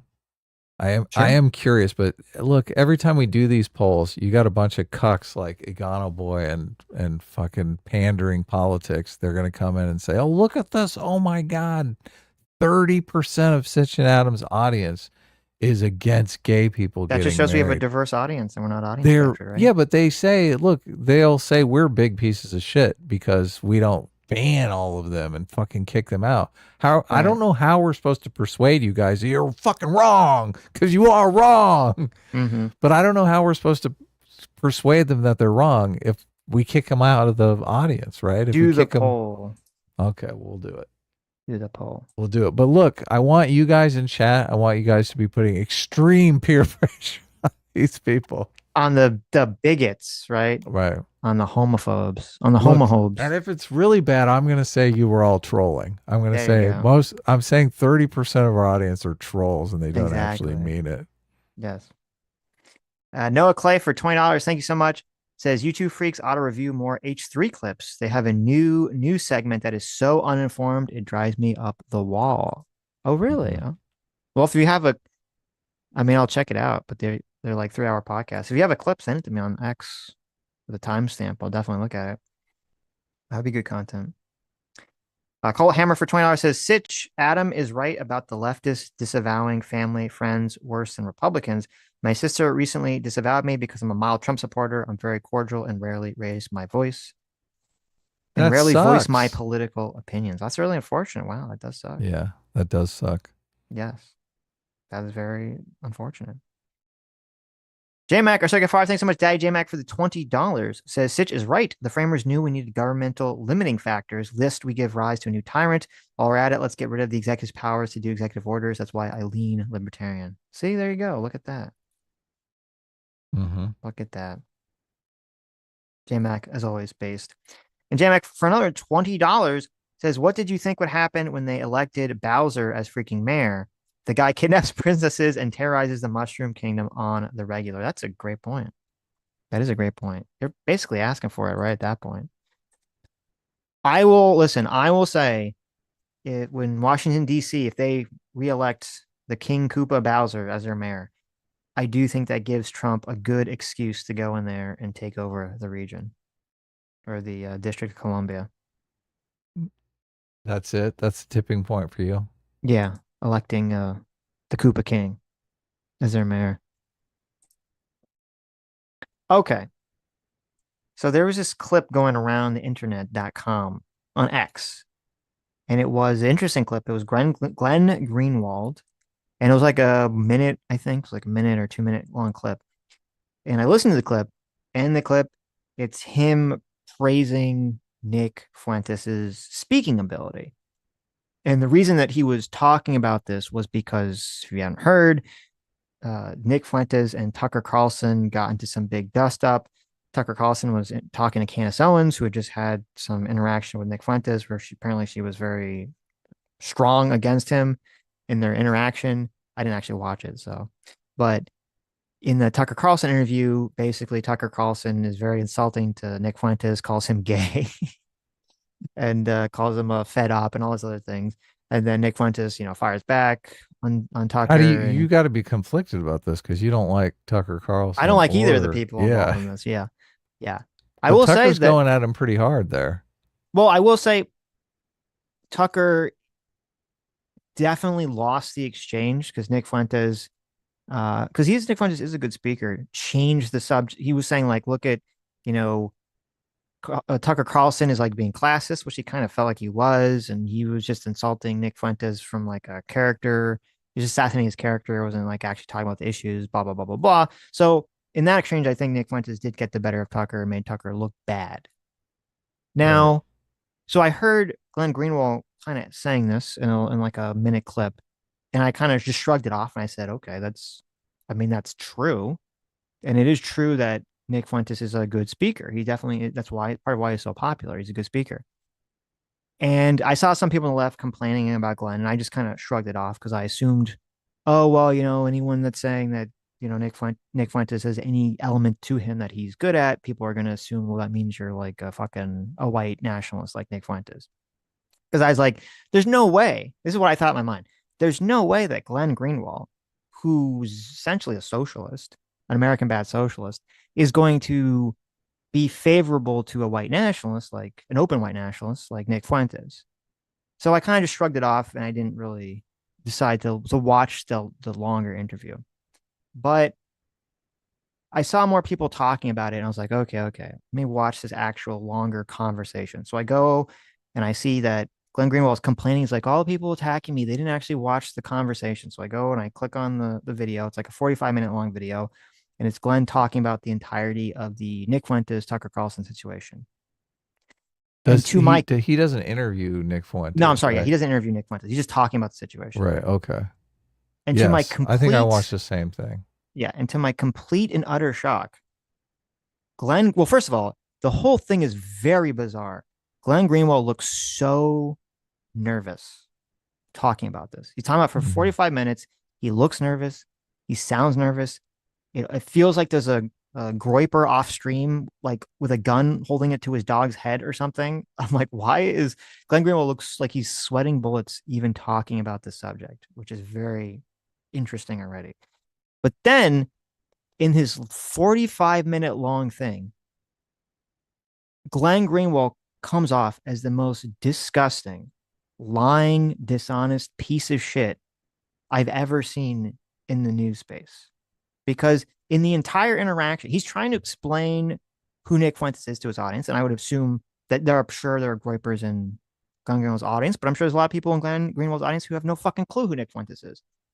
And so in his explanation of who Nick Fuentes is, he never says, oh, this guy is a white nationalist. He never says this is a guy who is openly a white nationalist, doesn't think that non-white people and non-Christians should be able to be in government or own businesses. This is something he's said very directly. We even watched, I think it was last year. Remember, we had that whole conversation with Rekieta. I guess was that 2 years ago? The whole conversation with Rekieta. There's that, that whole thing where I think Rumble or Kick, I don't remember which one, took part of Nick Fuentes' stream down because he was going on and on about how non-whites shouldn't live in America and non-Christians shouldn't be able to own businesses in America and all this other crazy shit. So he's been very open about all this stuff. And obviously Fuentes was piling around with Kanye and agreeing with him about how Hitler was super base and everything. So Glenn Greenwald doesn't tell his audience any of this whatsoever. In fact, all he does to describe Nick Fuentes' positions is says, like, some people find his views racist. That's all he says. Some people find his views racist and offensive or extreme. He doesn't say he finds them offensive or extreme or racist. He doesn't say what the views are. He just says some people find it. And then Glenn Greenwald proceeds to lie off his fucking ass and say that the only reason that Nick Fuentes was, kicked off of Patreon and YouTube and all these other things in the past, and the only reason the Republican Party doesn't want to associate publicly with Nick Fuentes is because he doesn't like Israel. Wow. So, like, this is insane to me because the Republican Party has never wanted to associate with Nick Fuentes ever. And Glenn Greenwald literally said or implied that the Republican Party has no problem associating with fucking white nationalists. Okay. So if you're on the right, you should be very incensed that Glenn Greenwald thinks that. He said that the Republican Party has no problem associating with white nationalists and people that think non-Christians should be barred from government and business. And the only reason the Republican Party doesn't want to involve themselves with Nick Fuentes is because he doesn't like Israel. And he starts praising Nick Fuentes for being anti-fucking Israel and being anti-Israel for a very long time. Okay, before all the other people jumped on the anti-Israel bandwagon after October 7th. And saying that he literally said that Nick Fuentes' positions are based on good research and investigation and not based on ideology. Wow. And I'm like, I'm listening to this, it's like insane because Nick Fuentes does not care about the Palestinians. I assume Glenn Greenwald, who fucking hates America, he's like a socialist. He talks constantly about the poor Palestinians. I assumed at least that he cared about the Palestinians, that Glenn Greenwald cares about the Palestinians, and that's why he is saying this. Nick Fuentes doesn't give a fuck about Palestinians at all. He thinks they're all degenerate losers. He just hates Jewish people. He hates the Jews. He literally hates the Jews, and that's why he doesn't like Israel. That's the reason. And then you have Glenn Greenwald, to his entire audience, lying about Nick Fuentes' positions, not explaining them whatsoever, and saying, oh no, he just doesn't like Israel, and that's why the right doesn't like him. It was so, and the fact that Glenn Greenwald was so terrified when he was talking about this, to me signals that he just is so afraid of the Nick Fuentes crowd or the Groyper crowd coming after him. Do you think that's what's going on? He's just he knows there's a huge number of them in his audience, so Yeah, because he even says wants he to thinks that appease Nick Fuentes, them. he even said at the end of the video, 45-minute long video, that he thinks that Fuentes is going to become even more popular and become a large force in on the right wing political space. So he's signaling that he knows which side of the bread the butter is on, and he was doing fealty to Fuentes. It was just, and I couldn't believe it. And I said it, and I made a long post about this.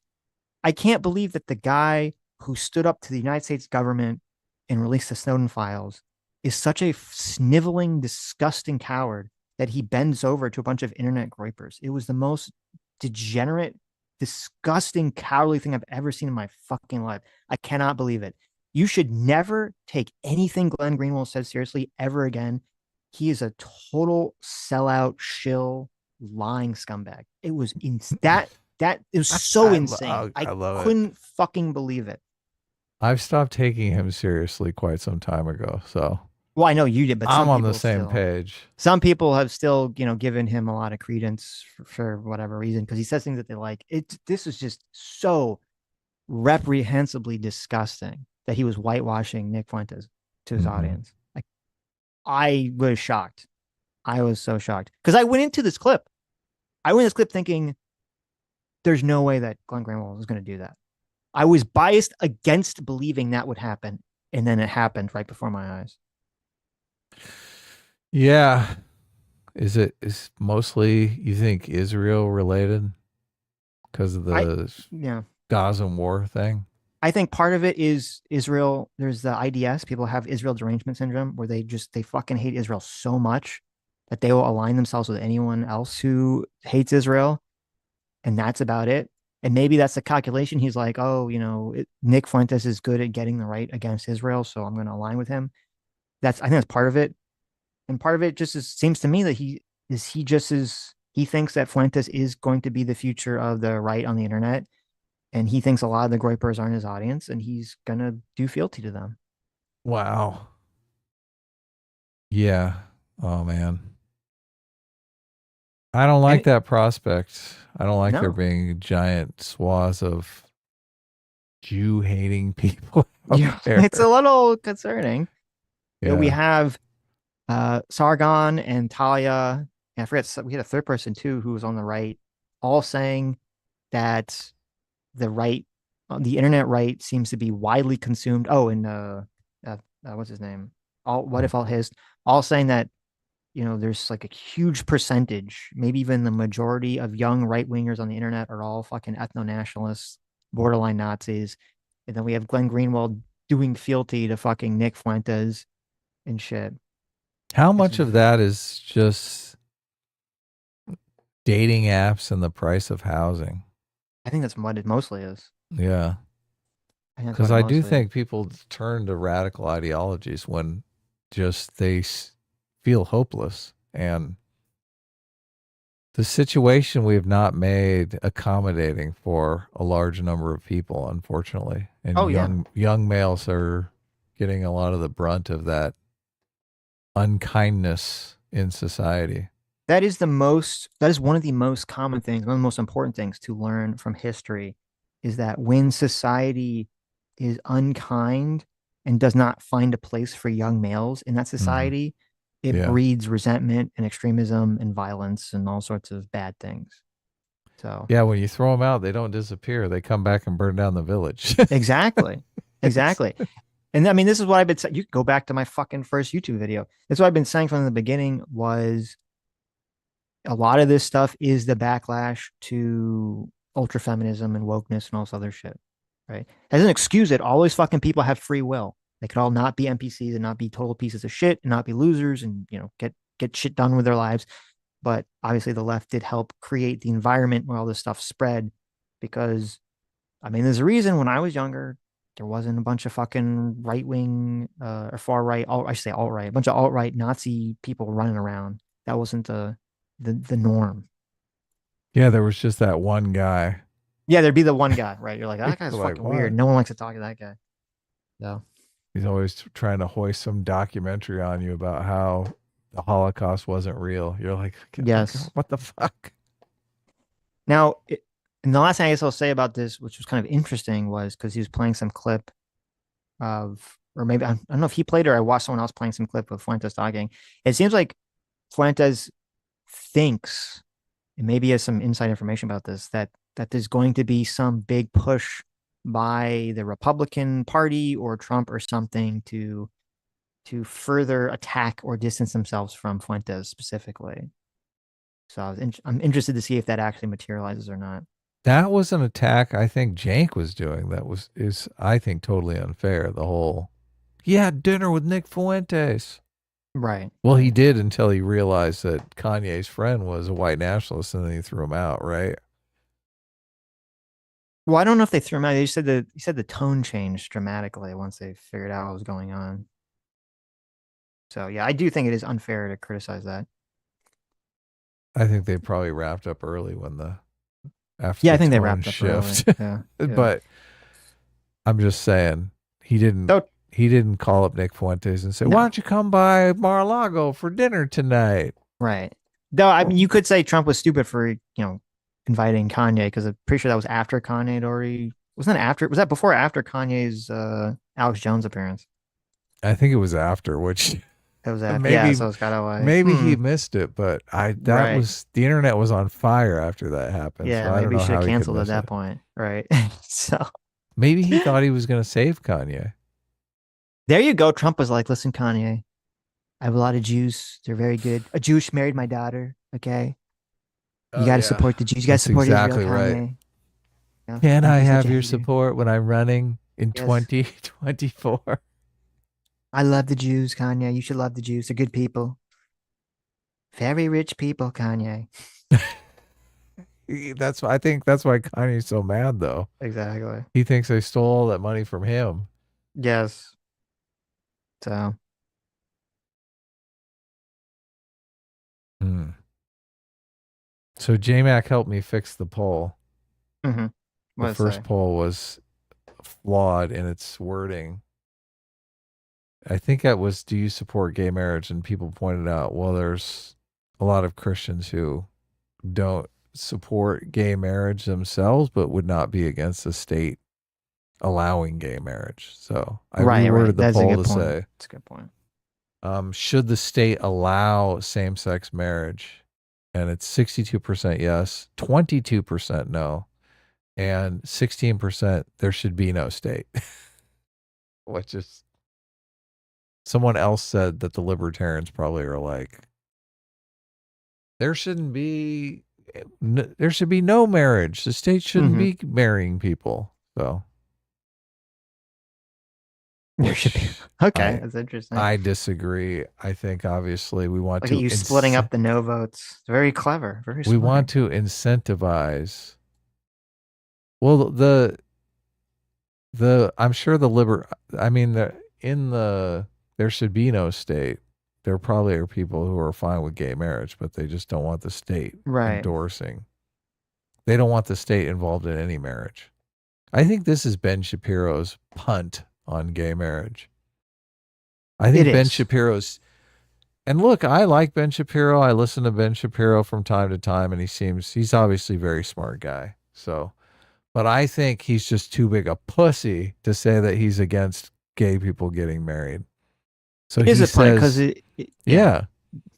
He says, Well, the state shouldn't be letting anybody get married. right. That should be a religious institution that the state doesn't get involved in. Fuck you. Well, it I doesn't really mean, make sense because unless you're going to argue that marriage is specifically an institution created by the Judeo-Christian faiths, or I guess Judaism, Christianity, and Islam, which no one makes that argument.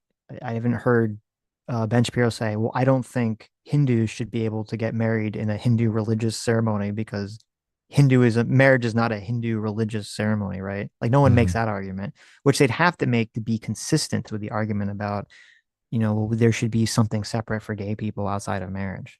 Because like, well, right, why does every other religion that has wildly different beliefs than you, why are you fine with them having marriage? right. What's the logic there? Is his position that he supports civil unions, that the state can be involved in civil unions? I believe so. Yeah, I Okay. believe his opinion is there could be some some other thing. Some other institution that's not Right. marriage. Yeah. So if you got married to a woman, you'd be in a civil union. You'd call it a civil union. This is my civil union park. Right. Yeah. It's just So it does seem silly. silly too. It's like, well, why do you care if you're like, because some people say, oh, I don't think they should get married. They should have a civil union. It's like, okay, what's the difference? It's Yeah. just the word. You just don't like. You want them to have the same thing, but it's worded differently. Why? Like, why does that Well, bother you? Ben Who cares? Shapiro constantly makes the argument that the black community is in trouble because they don't have fathers, and that, obviously if they promoted marriage and traditional family values, it would be much better for them. Mm-hmm. You can't make that argument and then say, oh yeah, the state shouldn't incentivize marriage. Yeah, they should fucking incentivize Right. marriage That's a for great all the point. same reasons you just laid out. That's a great Right? point. Yeah. Yeah. You're right. How does that doesn't make any sense. The state should be doing more things to incentivize marriage, not They less. should. Yes. Yeah. Yeah. More tax breaks, more benefits to married couples. Yes. That's a Yeah. great point. Yeah. Fuck yeah. Stack them up. Warren Incentivize Smith, the people to get married. Warren Smith, the guest you guys were supposed to have on, posted a video where he gave a sweeping interview of Fuentes. It was completely disgusting. Wow. Yeah, he didn't. He said he would come on. We were in the setting up a date phase, and he stopped responding. So I don't. I wonder. Okay, I guess. Well, no, Okay. I was thinking, All right. because I as a producer, I'm in this odd situation where I'm like, when you come on, Sitch is probably gonna hit you with both barrels on this Well, fucking I didn't even watch the Fuentes interview, interview. honestly. I didn't Yeah, even but watch if it, he's but coming on, I I know, would like, watch the it. Yeah. first thing you're gonna do is watch it. Yeah. Right. So, I mean, I have to at least tell him, well, this may come up.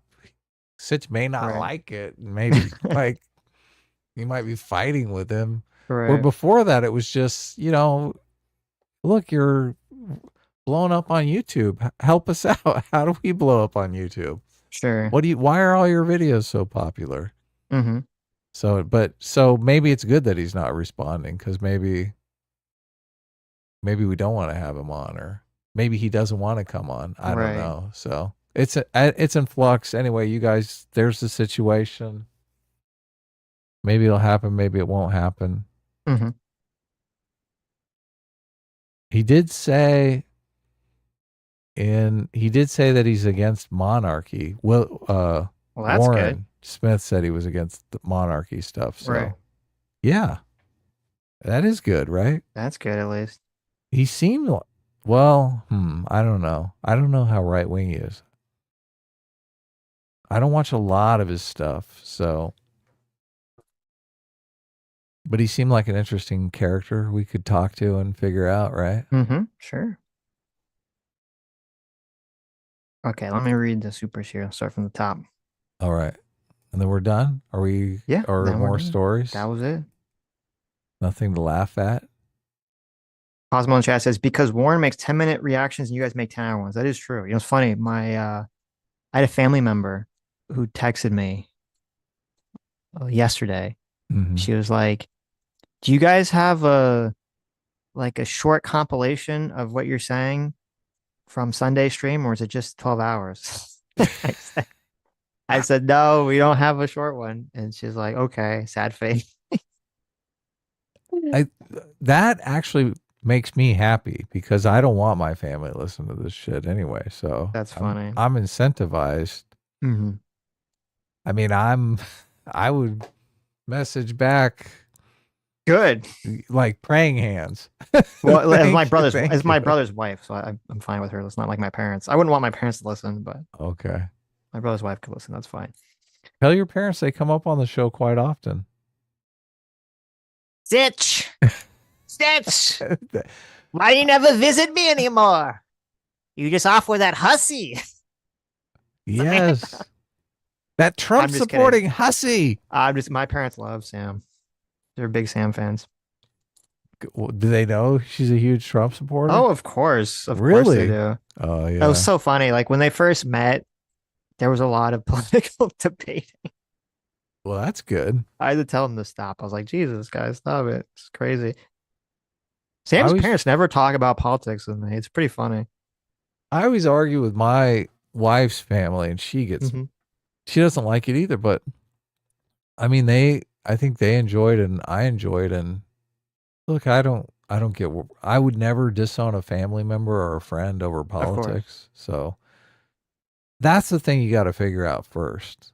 Because if you are talking to a family member that will disown you, like, just don't do it. Right. They can't handle it. They can't handle their shit. That's like doing heroin with a drug addict, okay? Like, some people can handle their shit. Some people can't. Some people can do heroin one weekend. Anyway. Agreed. Libertarian Sasquatch. Oh. That's why I was saying that's why it's funny.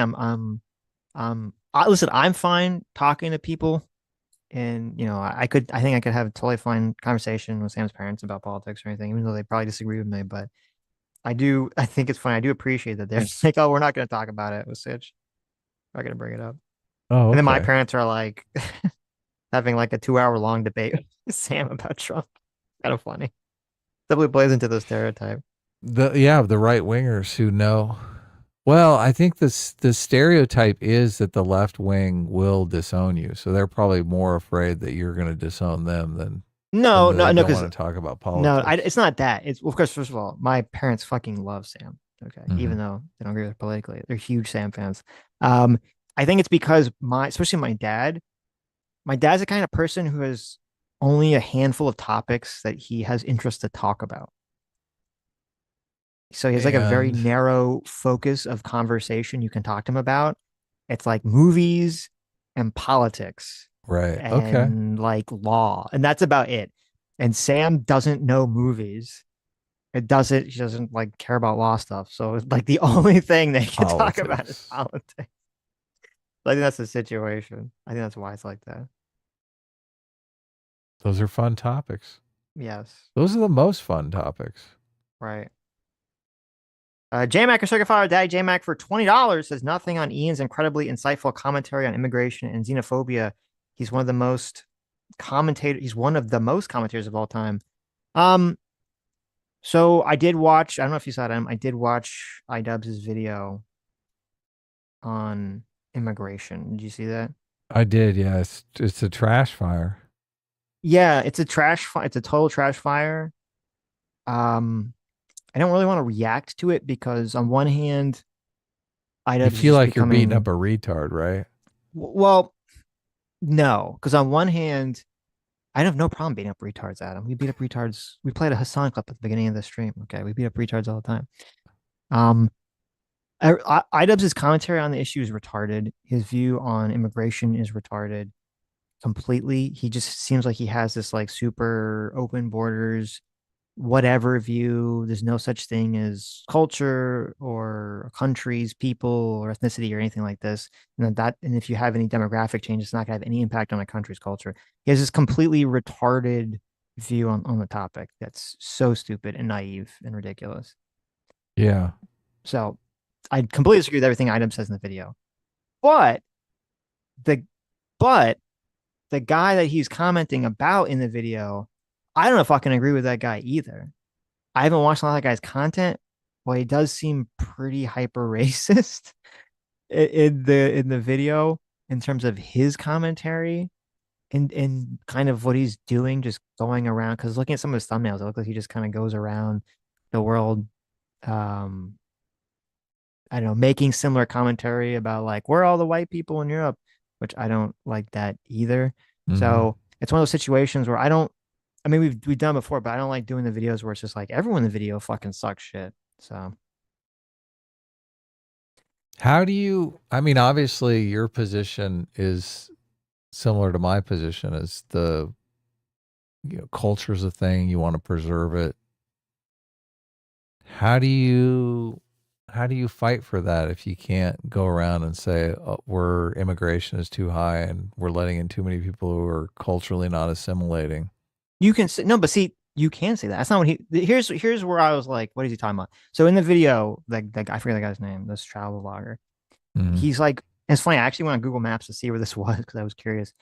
he finds some kind of like open, it's like an open air market. And it was, it looked like, according to Google Maps, this was like an area of Rome that has like a huge amount of like Indian people, which I didn't realize. Apparently, Rome has like a large population of people from India in it, from Bangladesh. Mm-hmm. And this was like the area of that where he was at. And he's looking around, and he sees a bunch of people, and he says, "There's no Rome, there's no Italian, no Romans, there's no Italians here. I'm more Italian, or I'm more Italian than anyone here." And this guy is from South Africa. He's, white South Africa, so he's not remotely Italian whatsoever.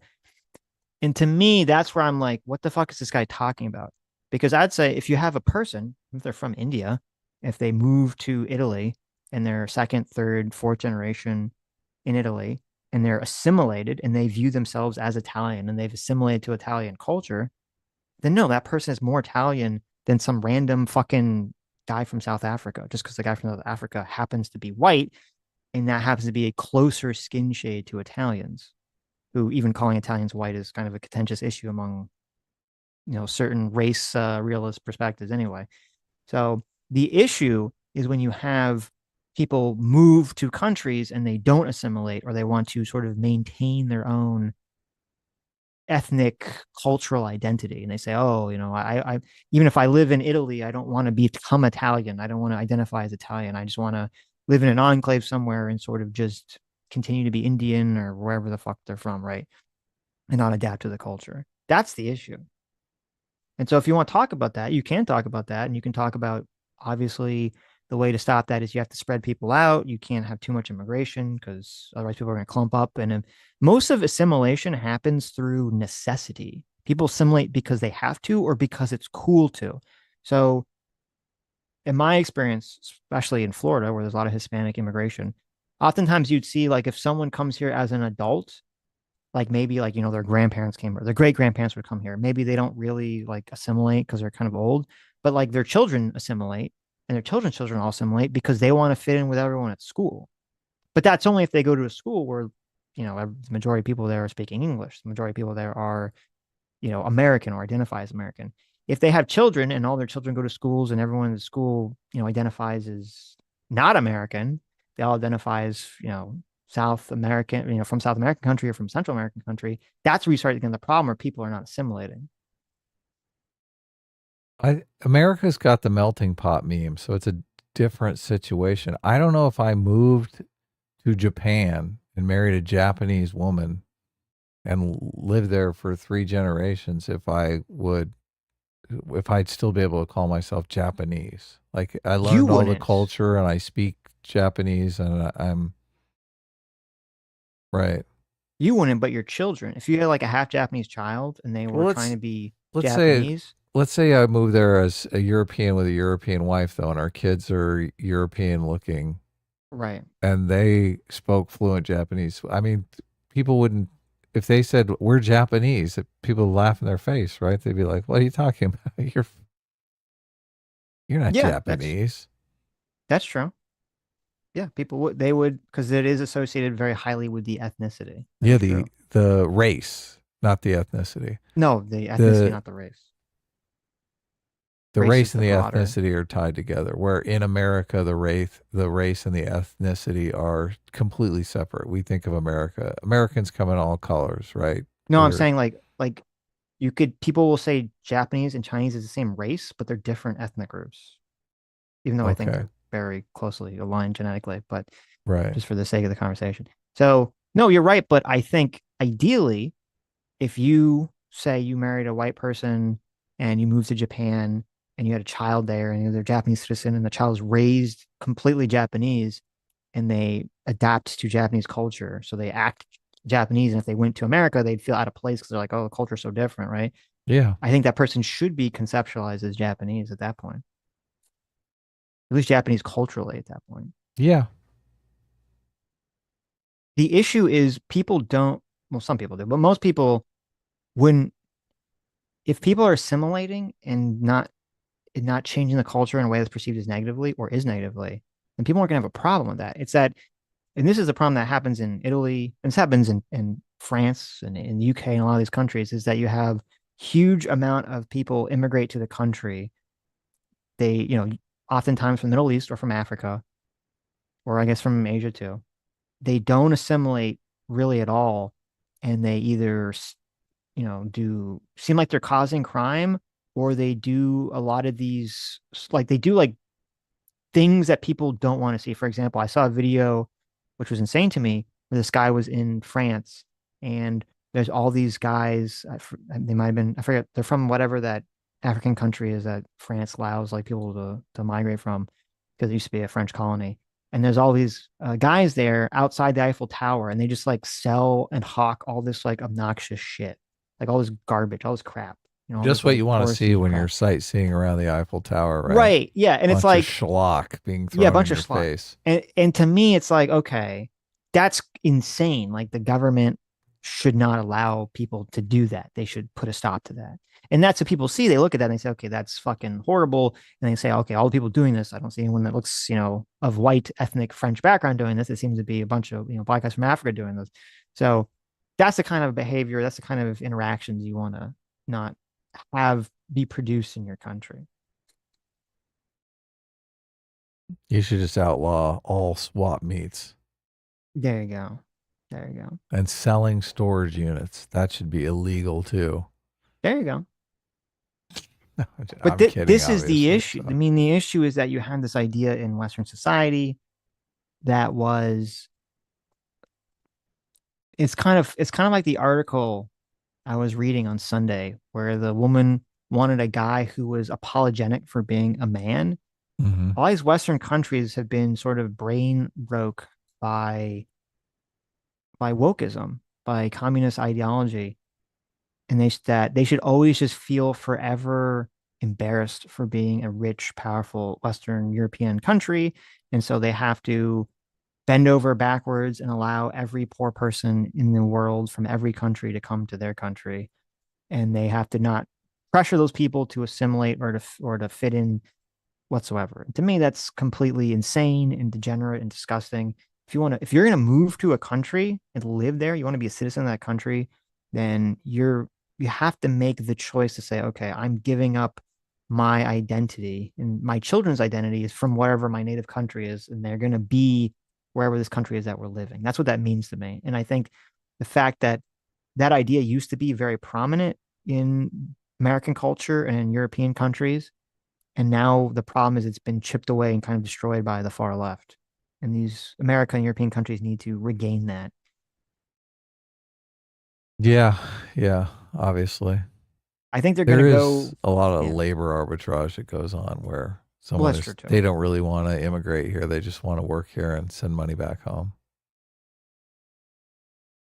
Well, that shouldn't be, if that shouldn't be allowed en masse to the level that it would like have some cultural effect on this, country. Yeah, like, I agree. If you have a bunch of guys from Africa, going to Paris to sell knickknacks outside the Eiffel Tower because they want to send money back to their family, I would say that shouldn't be allowed. That's not that helps them. Doesn't fucking help the people of Paris. Doesn't help a tourist who's going to Paris to have to be hassled by a bunch of fucking people roaming the parks trying to sell them cheap plastic Eiffel Towers. Yeah. So terrible for the culture. Nobody wants that. Libertarian Sasquatch for $5 says, my fanfic, Sitch is always late because Sammy has to help him get into full cloud cosplay regalia before he can start the stream. That's true. That's totally true. That's what you're doing. That's what's going on. I got the cloud wig on, in case the camera ever turns on, you'll see me. I'll be dressed completely as Cloud.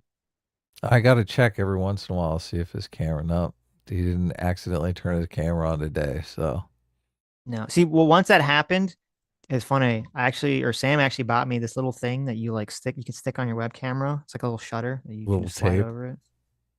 I used to use a sticky note, and then she's like, no, you need to get something that looks nicer than a sticky note. Women. She's listening. Sam really likes women aesthetics. Okay.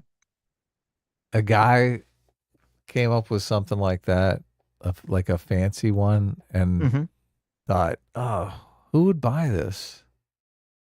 No, you could just put a piece of tape or a sticky note. And then a woman came along and went, oh, I know who will buy it. Right. It's true. But I mean, here, I'll give you some Sam lore. I actually like that she does this. Okay. I would never do this. I'm way too lazy to do this. She changes the decorations in the apartment to match like the holiday or the time of year it is. Yeah, no, that's great. I like it. It's very nice, very refreshing. You can have like a fall theme or a summer theme, right? Yeah. So she's got all the little, you go to Pottery Barn, you get all the little knickknacks. Like that's a lot of work. It is a lot of work. It's a lot of work. I wouldn't do that. If someone was doing that, I would enjoy it. I definitely would. Yes. Whenever But that's why you go to the mall, right? They do that stuff at the mall. You just walk around a bit and then you leave. You're like, oh, I've seen enough of these decorations. Right. Yes, imagine that's like that. That's where I live now. But that'd be funny because like before I was dating Sammy, I would see all these like little knickknack things at Pottery Barn or in Target. You know that like you're like, what the fuck are these for? I'm like, what are all these little knickknack decorations for? Who buys these things? Now I know. Now I know who buys. So, but it looks great. I do appreciate it. It makes everything look nice and neat all the time. Where are we at on super chats? You keep reading them, but I'm at the top. The very tip top. Okay. Ace for $5. It's PC for $5. Oh, PC for $5. Women rejoice as SCOTUS sends all marriages back to the States, giving them another try at their dream wedding. Elsewhere, male depression on the rise. Okay. Yeah. Ace for $5 says Anne equates all Zionists with Nazis. So yeah, she's a lost cause. Anna should quit. And Jesus Christ, Ace. Oh yeah, God. What the fuck?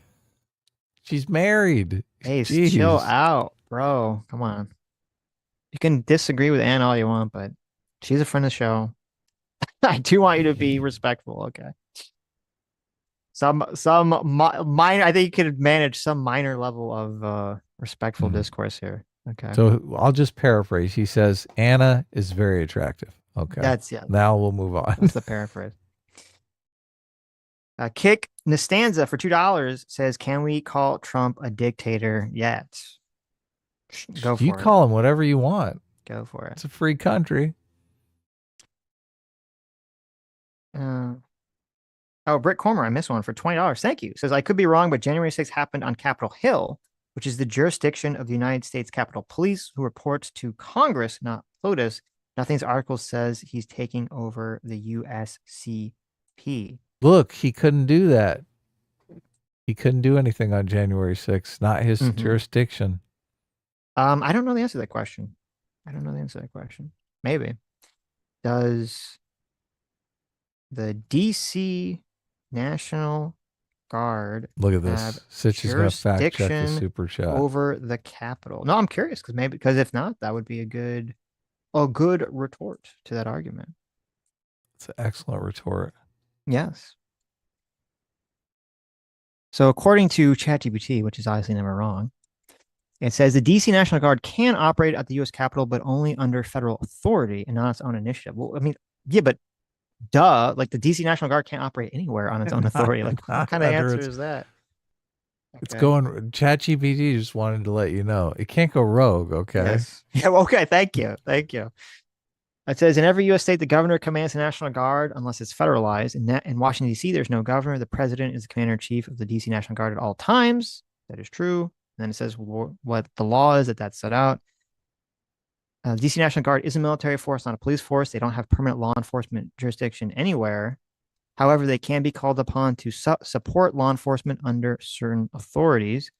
Title 32, under the president's command. Title 10, full federal active duty. The Capitol is under Capitol Police jurisdiction, unless that's what I was talking about. But the Capitol Police Board can request guard assistance. The president, through the Pentagon, must approve their deployment. So according to this, well, if this is true, it's saying that actually Trump could have still called the DC National Guard to be deployed to the Capitol. So, because I remember that was the problem on January 6th was the Pentagon wanted to deploy the National Guard, and they were like, well, we need authorization from the president.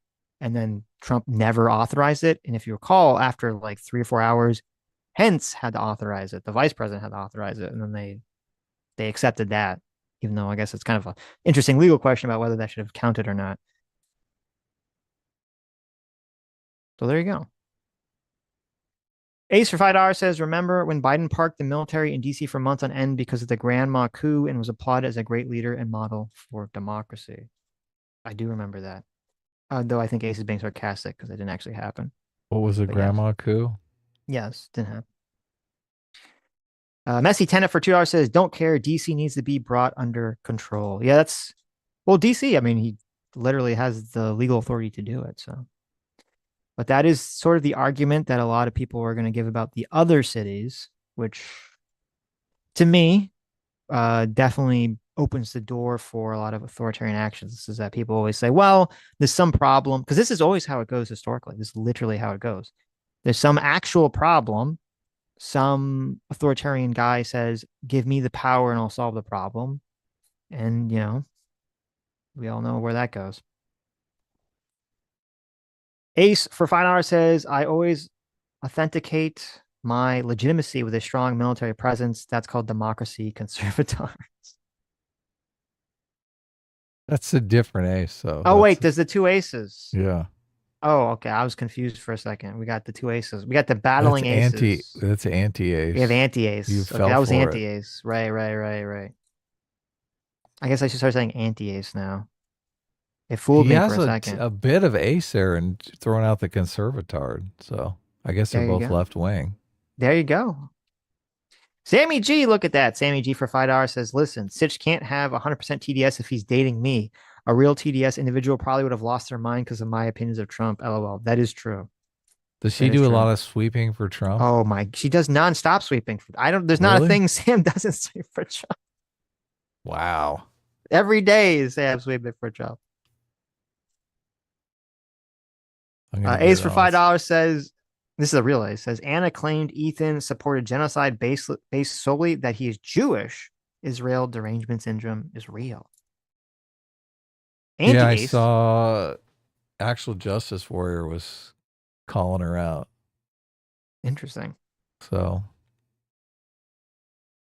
anti ace for $5 says Sammy is a literal pick me that draws porn of her internet crush, and Sitch doesn't get to take a loan out on bias because he dates her. That's silly.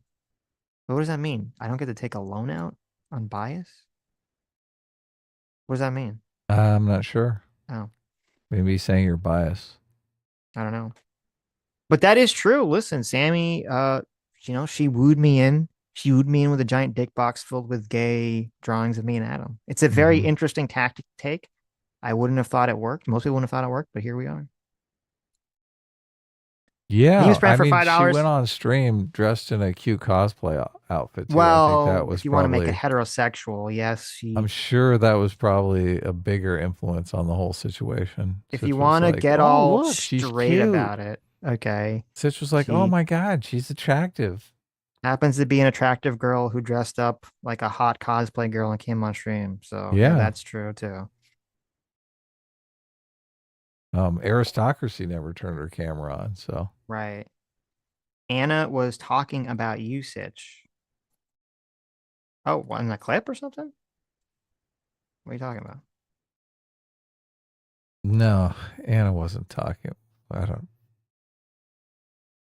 There's no. Names for $5 says Trump needs to stop DC crime. The city's too dangerous for all the poor innocent baby Angel Epstein clients. Won't somebody think of the children? There you go. How do you want them thought of, though? Obviously, as a human resource to be protected. Right. Kick Nasanza for $2 says, let's play a game of what if this was Biden? Yeah, I mean, obviously, if this was Biden, everyone on the right would be screaming. They'd be grabbing their guns. They'd be talking about Second Amendment solutions to everything. So that's another reason taking over the police. Yes, to taking over the police. But Biden would be sending in the National Guard to free all the criminals from prison. There you go. I don't know. It'd be a completely different situation if Biden was president. Sammy says, I'm the pick me that won and gets sushi. That's true. That is true. Dr. Adam Refriended, thanks so much for the $20. Just came in just now. Says, Ass is the best political stream on YouTube. Nobody does interracial relationships like us. I started with Sitch and Sammy, then David and Vanessa. Who's next? Find out next time on Dragon Ball Z. A-Team reigns supreme. Look at that. There you go. Listen, I didn't even think about that. Look at all the interracial marriages and relationships that are going to spawn off the Sitch and Adam show. That's a thing. There you go. Yeah. Cool. Adam over here, a boring white guy married to another boring white lady. How dare we you? We need to get some gay marriages going up all in here. Come on. Oh, that's true. That's a good point. Yeah. That's a good point. Where's the sexy lesbians in chat that want to hook up and get married? Make sure you send us pictures. Oh my God, for $2 says if Destiny were president, he'd make Putin. He would, yeah. There you go. Putin probably would come and then he'd be like, nah, I'm still not pulling out of No, and then Destiny would Ukraine. say, if you don't pull out of Ukraine, I'm going to release the tape. There you go. Just say it's AI. There it is. Nomad for $5 says, imagine Paul Watson, Kick, Nastanza, Ace, and Anti-Ace are all in the same room together. I'd pay to watch that. LMAFO. Yeah, that would listen. That'd be interesting. It is interesting. Do they fight in chat a lot? Are they arguing a lot in chat? I don't know. Well, I know Paul Watson is. I don't know about Kick is. I assume Ace is. Ace is fighting a lot in super chats. So. They definitely have very different and strong opinions about things. Right. AKA Batosai for $10 says, Sitch, I don't see the right's hyper criticism of the left as totally hypocritical because the mainstream media will harp on what the right's problem for years in skipping over progressives. No, but it's hypocritical because they're just, it's hypocritical because they're just doing that. That's what they're doing. They're just they're just being hypercritical of the left and skipping over the crazy shit that their own side's doing. And what's Trump doing? I said it was very weird. Even Fox News is just glazing Trump hardcore in any of these press conferences. It's pretty disgusting. They don't seem to be glazing him on CNBC. Well, why do you think that is? That's CNBC. Well, I mean, usually it's nonpartisan, if anything. Right. If anything, it leans Republican because it's business. Well, it's economics at times it leans Republican, but still, it's not. It's not like Fox Business or Fox News. Right. Cameraman 502 for $5 says Trump seems to have no issue putting pressure on Ukraine, even when it costs us nothing like intel, but he struggles to lift a finger against Russia. Very true. Very true. Sketch for $5. Yeah, he does. Sketch for $5 says, please never say worm tonguing Trump in the ear ever again. So we're just done with phrasing, right? That's not a thing anymore. Yeah, I knew when I said that it elicits some sort of some shudders, cringe, some deep shudders of cringe. Yes. Phrasing. AKA Batosai for $5 says, Sitch, Zelensky doesn't have anything to negotiate with. They only have more war as a position and no capitulation. Trump doesn't want more war. Wait, what you just said contradicts itself. You said Zelensky doesn't have anything to negotiate with. They only have more war. That's the negotiation. Yes, that's what they're negotiating with, is we will continue to fight you and drag you out in this war indefinitely. Now they could negotiate. They could give up land, which I think Ukraine probably will end up having to do at the end of the day. But they're going to have to get some security guarantees at the end of it. I think that's the big problem, is that Trump is just not going to want to give. He's going to want to give too much of Ukraine, get a little back from Russia. There's going to be no security guarantee whatsoever.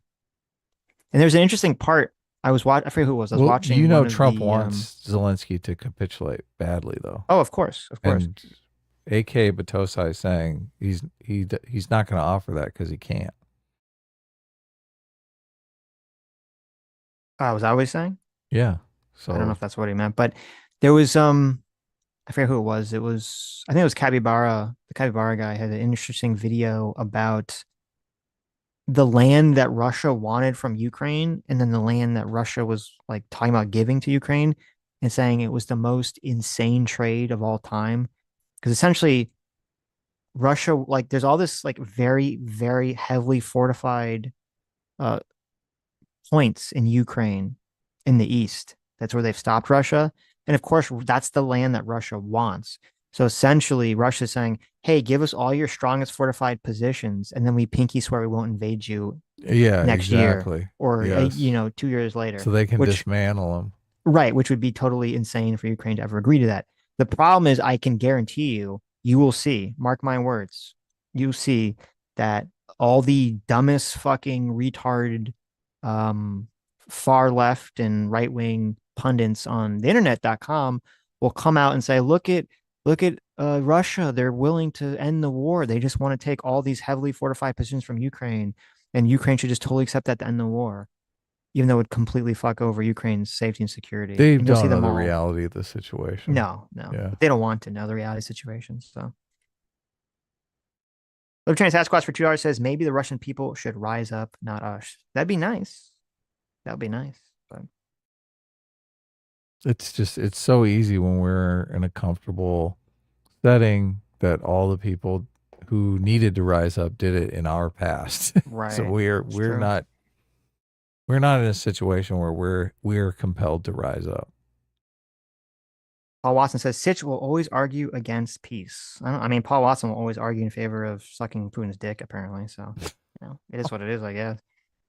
I'm in favor of peace. If Ukraine does need it, you'd have to agree in all seriousness, Paul, if you're gonna actually think about this in a non-retarded way, which I assume you're capable of doing, you'd have to accept that for there to be lasting peace, right? You'd want lasting peace. You don't want Ukraine to just say, hey, we'll agree to peace, and then next year Russia invades again, right? You would be against that. So there has to be some kind of lasting peace.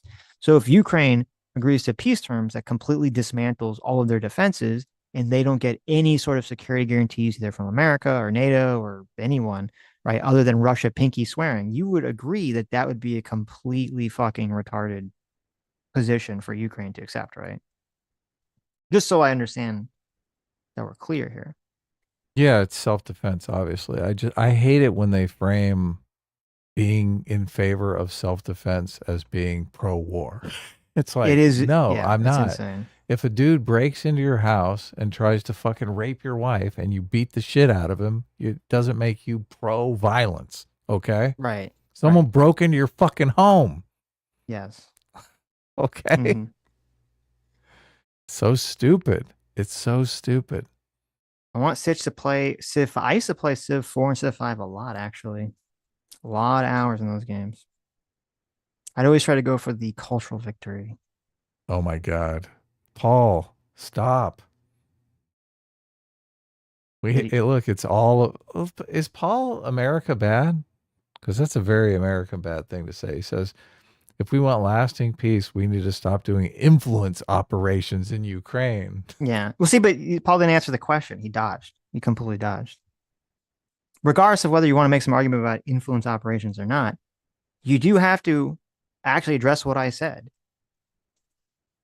Ukraine does need a guarantee that Russia is not going to invade them next year, right? You agree to, you accept that, you understand that. And I'm assuming that you or no one else listening is so naively stupid to think that Putin's word saying, "Oh, I pinky swear not to invade again," is not worth anything, right? You'd actually accept that. Yeah, his word is worthless. Obviously, he wants the fortified positions because then he'll have an easier time next spring after he's dismantled those positions. Of course. And Ukraine will have to spend forever fortifying some new positions that nobody has even thought of further back. It's a great system. He should keep doing that. He should have a surrender a year. Every year, yeah. Surrender your new fortified position. Exactly. Yeah. Right. There you go. Get Russia to agree not to invade next year, but then they invade in 6 months. LOL. Yeah. Look, they're like, hey, it wasn't a year. We kept our word. RBGH fam, thanks so much for the $5. Says Sitch wants a bigger sanction than being taken out of Swift. Your plan just creates more cannon fodder unless you want Western forces on the ground. Okay. I guess I mean, I guess all you guys should just say, hey, Ukraine should just should give up its freedom and be under Russia's thumb, because that's just what you're advocating for. So just say that's your position, if that's the position you're going to advocate for. I mean, it could be a reality, but you don't necessarily want it. No, I'm saying if the position is just, oh, Ukraine should just bend over and they should just accept not being a free country, just say that's your position. People might try to make all these other like bullshit arguments about it. So many people have the idea that Ukraine could not take back its territory. Yeah, I know it's weird because, and this is part of the problem too. I don't know. There's so much propaganda about this issue because I've seen so many like of these uh pundits, these usually anti-American, usually right wing, or I guess there's a lot of far left pundits too, who all hate America, and they all have the exact same take. Ukraine can never win ever. It's just a completely hopeless war. Russia will just completely will win in the long run. It's completely hopeless. Blah blah blah blah blah. And they say it with like 100% confidence. That's not Right. true. That's And not then remotely true. and then I watch a bunch of other content from other people who at least seem to be more military focused, but they're saying the exact opposite. They're saying Russia is completely incompetent. Their military sucks. They're constantly getting, undermined and ripped apart by Ukraine, et Yeah, cetera, they et don't cetera, et want to cetera, et cetera, fight. et cetera. They're not fighting for an existential. Right. They're not fighting in an existential situation like the Ukrainians are. Right. Obviously, they got a much stronger desire to win in Ukraine than they do than the Russian soldiers in Ukraine. They're like, we just want to go home. Fuck. Now, I'm not gonna sit here and tell you I don't know which one of these takes is correct. I would hope that the Ukraine kicking Russia's ass is correct, but I don't know if that's true. But I'm gonna sit here and say I don't know which one. They couldn't do it without American weapons. No, they obviously. Yeah, no one is. Yes, no one is. They would that. fucking bowl right no over one is them. That. They're only in the fight because of America, and a lot of people are saying we should just take all their weapons and let Russia win, and then it's all over. That's fine. My point is, I'm sitting here saying I don't know which one of these is correct, but the people who, for whatever reason, whether they just don't want to fund or because they just don't like Ukraine or because they're sympathetic to Russia or whatever is going on there, they want to accept the story that perfectly aligns with the outcome they want already. And I think that you should be cautious to accept that information as automatically true. Well, I don't think they want their tax dollars to go towards it. So they they don't care if Ukraine falls. I don't like that argument because there are lots of people who do pay taxes that want their tax dollars to go to Ukraine. Right. So if you just conceptualize it as 50% of America wants their tax dollars to go to Ukraine and 50% of America doesn't want their tax dollars to Ukraine, they want them to go to something else. That 50% probably has a lot of taxes that are probably less than the money that we're spending on Ukraine already. So, well, is that argument even valid anymore? Because Trump did get the mineral deal, which is supposed to pay back with dividends any money that we give Ukraine. So, is that argument even make sense anymore? Maybe not. Because it would be within our financial interest for Ukraine to succeed and then pay us back a bunch of money through raw earth. Your favorite. A lot of people just don't like Zelensky either. They think he's mouthy and they have a visceral hatred of Zelensky. Well, they've been indoctrinated. Well, the left, detestable characters on the left have held him up for so long that they're like, oh my God, he's best friends with Kamala Harris and she's a bitch. Well, that was the thing, is because, and this is where you have to be, if you want a free will, okay, you have to not give in to these pressures, because you're right. I think a lot of people on the right's reaction to Zelensky in Ukraine was just because the left was so pro-Ukraine, they're sucking his dick every day. They were sucking his dick every day, that people on the right are just like, oh, I can't be on the same team, have the same position as people on the left I don't like have, so I have to just be in the opposite camp. Or be, kind of neutral or not involved.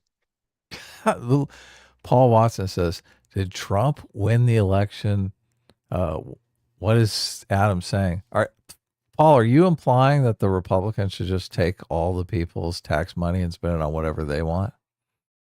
So the people who lost the election, all of their tax money goes to whatever the other opposition wants, and they just get fucked. And then another thing too is Trump did not run his election on I'm going to pull out all funding from Ukraine and let Russia take them over, did he? He did not know. He did not. He ran on the fact that I was going to end the war with a magic phone call. Yes, so he totally punted on that. I mean, that's a pretty nasty way to think of it. Like, yeah, those people are still paying taxes and everything, but fuck them. Right. Oh, can you imagine? I mean, the Democrats should do that next election they win and start spending all of Paul's money on abortions for there you fucking go. Right? Yeah. Line them up. This is Paul's money. How many abortions can we do with Paul's taxes? Well, they complain about that. That's the whole no federal funding to abortion. No, I know, right. but look, that's the kind of nastiness that Paul's implying with this. Like, right. Oh, screw those people. Cameraman 502 for 2 hours says the Trump doctrine: be kind to enemies, attack friends. It kind of seems like it, unfortunately, when it comes to the foreign market. Well, domestically, it's the opposite. It's weird, but Libertarian Sasquatch for $2 says his base doesn't care about Russia and Ukraine. That's probably true. To some extent, that's probably true. Sketch for $5 says, in conclusion, allowing flags in social media bios and its consequences have been a disaster for the human race. Yes. That should be illegal. It should be. Should be punishable by death.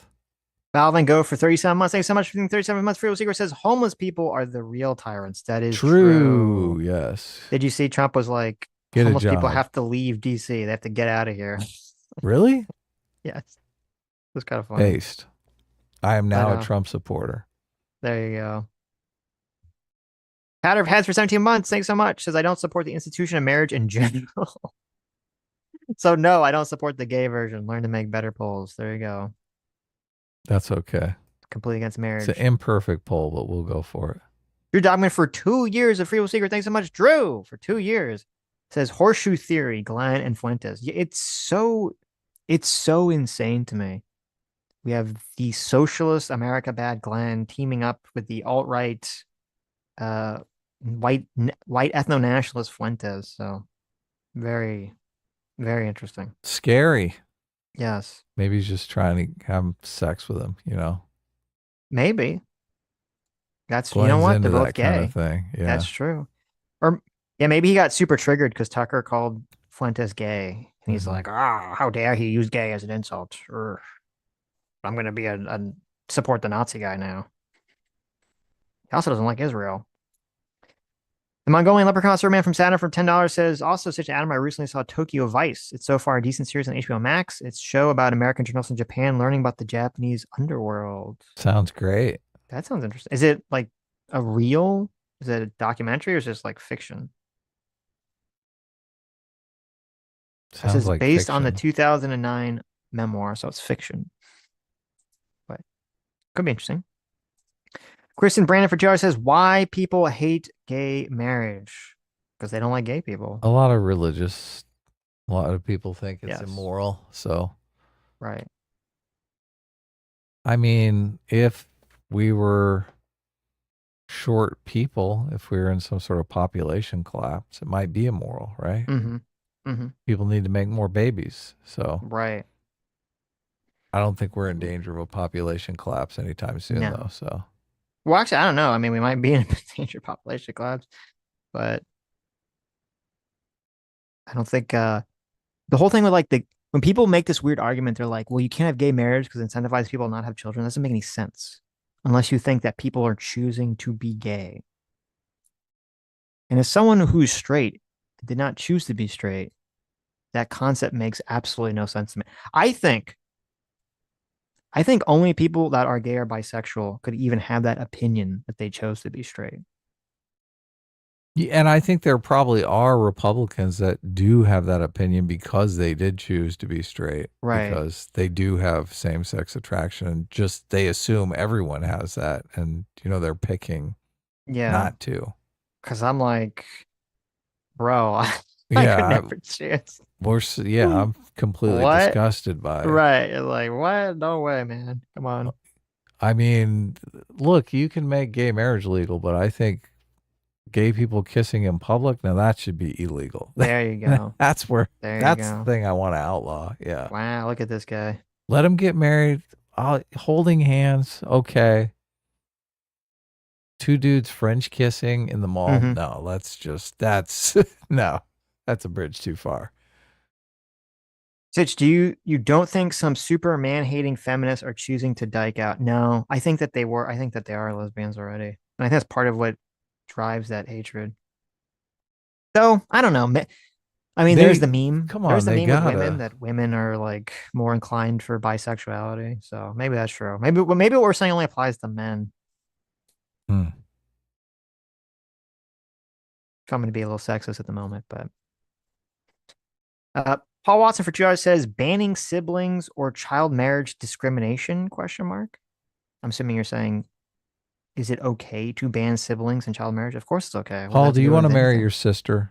Look, maybe we'll make an exception for you, but incest is bad. Okay, I don't know if you know that, right? Generally, don't look too favorably on incest. Obviously, same-sex marriage involves two consenting adults.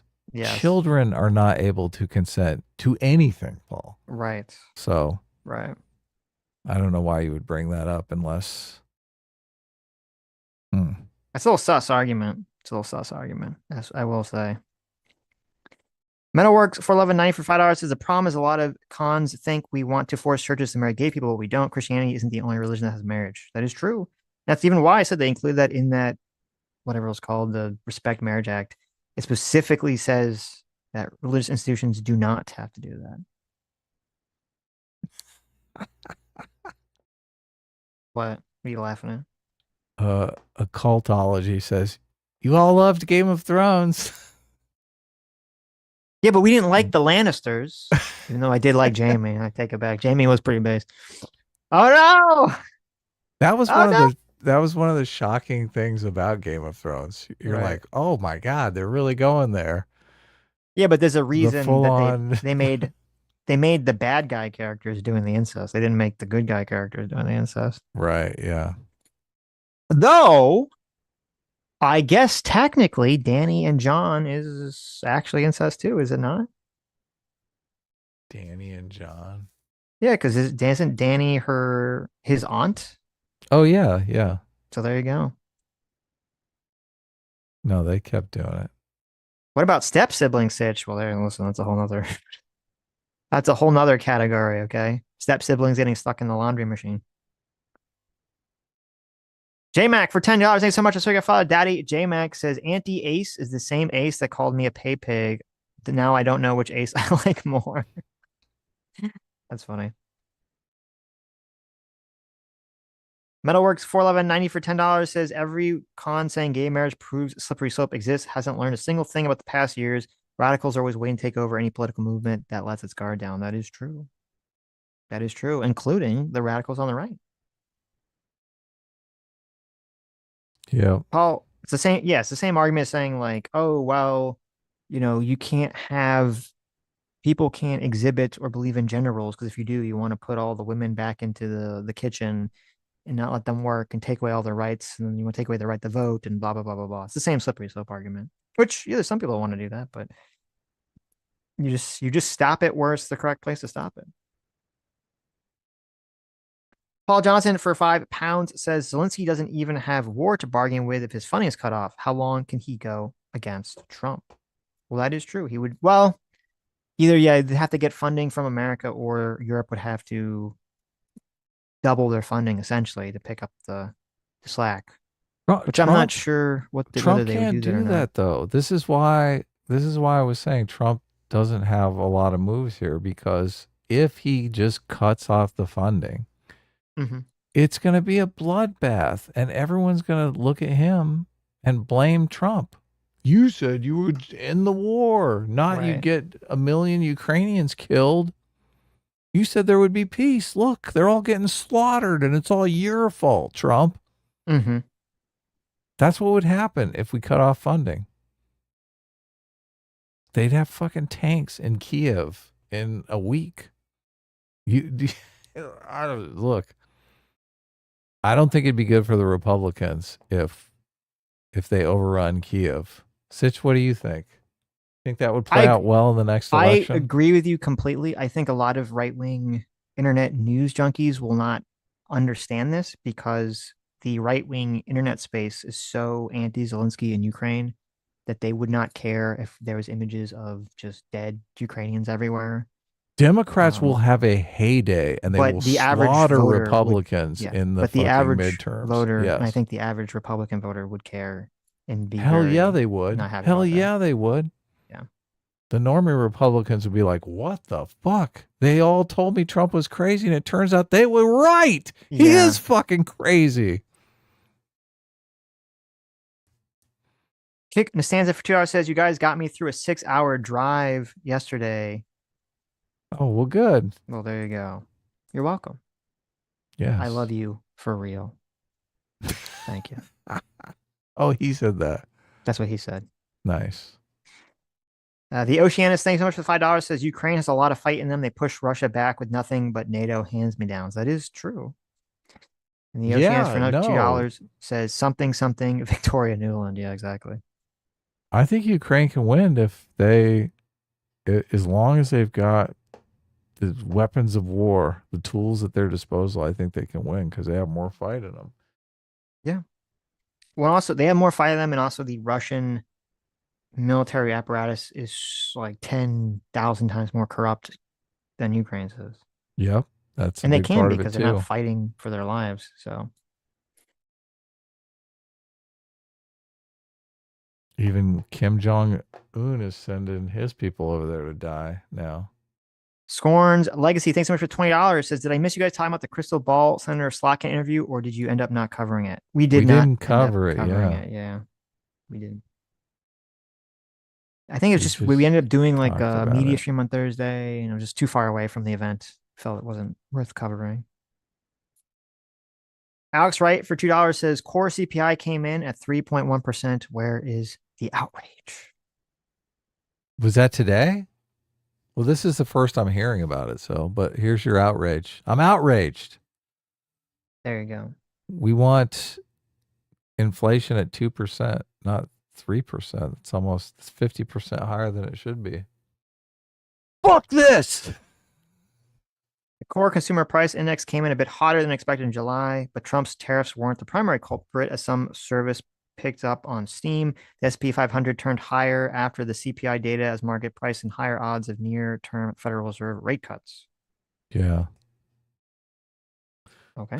There's just basically like two economies where there's all the people who want rate cuts and they want to speculate on stocks and other assets, and then there's the people who actually have to go to the grocery store and can't afford to eat. So it's fucking crazy. Metalworks for $11.90 for $5 says, I guess we should ban Christianity because it promotes slavery and technically abortion by Paul's standards of promoting anti-degeneracy. LOL. There you go. There's a lot of good stuff in Christianity, though. Right. I think he's just saying why the argument is inherently flawed. No, I get it. Yeah. Yes. Arithmetic for $2 says, it's totally crazy that the crime rate is so high in DC. The place is literally the size of a postage stamp. How many cops do you need on patrol to keep things in order there? That's a good point. That is a good point. Dr. Dill for $2 says, interesting theory. Adam, I watched a video yesterday talking about how Intel is cutting a quarter of their workforce, abandoning a bunch of factory builds and leaving the top of the processor market after taking government cash. Is that true? That's Intel? I don't know anything about Intel, yeah. Yeah, I hadn't heard that, so thanks for sharing. I know, because everyone was it was funny. There's all the investors were so horny for Intel to become the next NVIDIA. Like everyone that didn't get into NVIDIA and it's too late now, they're all like, please, Intel. Are they buying? Are they buying Intel? Are they? Supposedly Intel's in the crapper because they don't even make good processor. AMD is destroying them now. Right, but that was for like I remember last year, people were just like, there's all these people like Look at Intel. Let's hope Intel's going to be like Nvidia. Everyone was like really crossing their fingers, hoping that Intel would be the next Nvidia, and they just can't. I don't know what's going on. They just can't do it. So I bought Nvidia at 95 when the market cratered, and wow, it's at you 183 now. look at you. Almost up, almost double. Big money, no whammies. Look at that. And that was like 6 months ago, maybe 4 months ago, April. It is pretty insane that a few years ago Nvidia was like Oh, nothing. Yeah. like $15. Like no one in a million years of Nvidia, like with like the people that make graphics cards, like what the fuck? In 2023, it dipped down to $12. Oh my God. Yeah. All this is Crazy. just the AI, but I honestly, I keep waiting. Somebody's going to come out with some paper that says, oh yeah, AGI is just impossible the way we're doing it, or the floor is going to fall out somehow. People have been suggesting that for a long time. It is a much better search engine, because I do like going to Grok and asking some crazy question, and it's like searching. And it actually understands the question. Yeah. Yeah. Right. I mean, it could give you fake information, but at least it understands the fucking question. So, well, now Grok, when I first started using Grok, it would just throw out information, and I'd look for that information, and it was impossible to find. So I knew it turned out to be lies. But now it cites whenever it's a fact. Yeah, according to this report or this report or this report. And I think, okay. I haven't gone and looked at the reports yet because I haven't really done a deep dive. You still got to do it because sometimes they're a little shaky. I found that I don't know, I never use Grok. I use ChatGPT. Yeah. What do you pay a month for that? It's like $20 or something. Oh, okay. Yeah. Grok is 30. Maybe I'll switch to ChatGPT and just save $10 a month. But Grok is better for the images, I found, and I use them for the thumbnails. Well, I always thought that the Grok's native image generation was trash, but I did try the new one, and it did seem to work a lot better. The Imagine or whatever. No. Because ChatGPT's image generation was good, but it was way too restrictive. You'd be like, oh my God. Like I asked it, like, can you make a picture of Donald Trump and Vladimir Putin, but like make it like Charlie Brown and Lucy with the football? Like have Vladimir Putin be Lucy and Trump be Charlie Brown. And it like couldn't, it was like, this violates my terms of service. I was like, what? You can't put fucking Trump and Putin's face on Charlie Brown and Lucy? Like, what are we talking about? It's crazy. Now, if I said I wanted Charlie Brown as Trump fucking Putin, or Putin fucking Charlie Brown, Trump in the ass, and didn't want to do that, I'd understand that. So.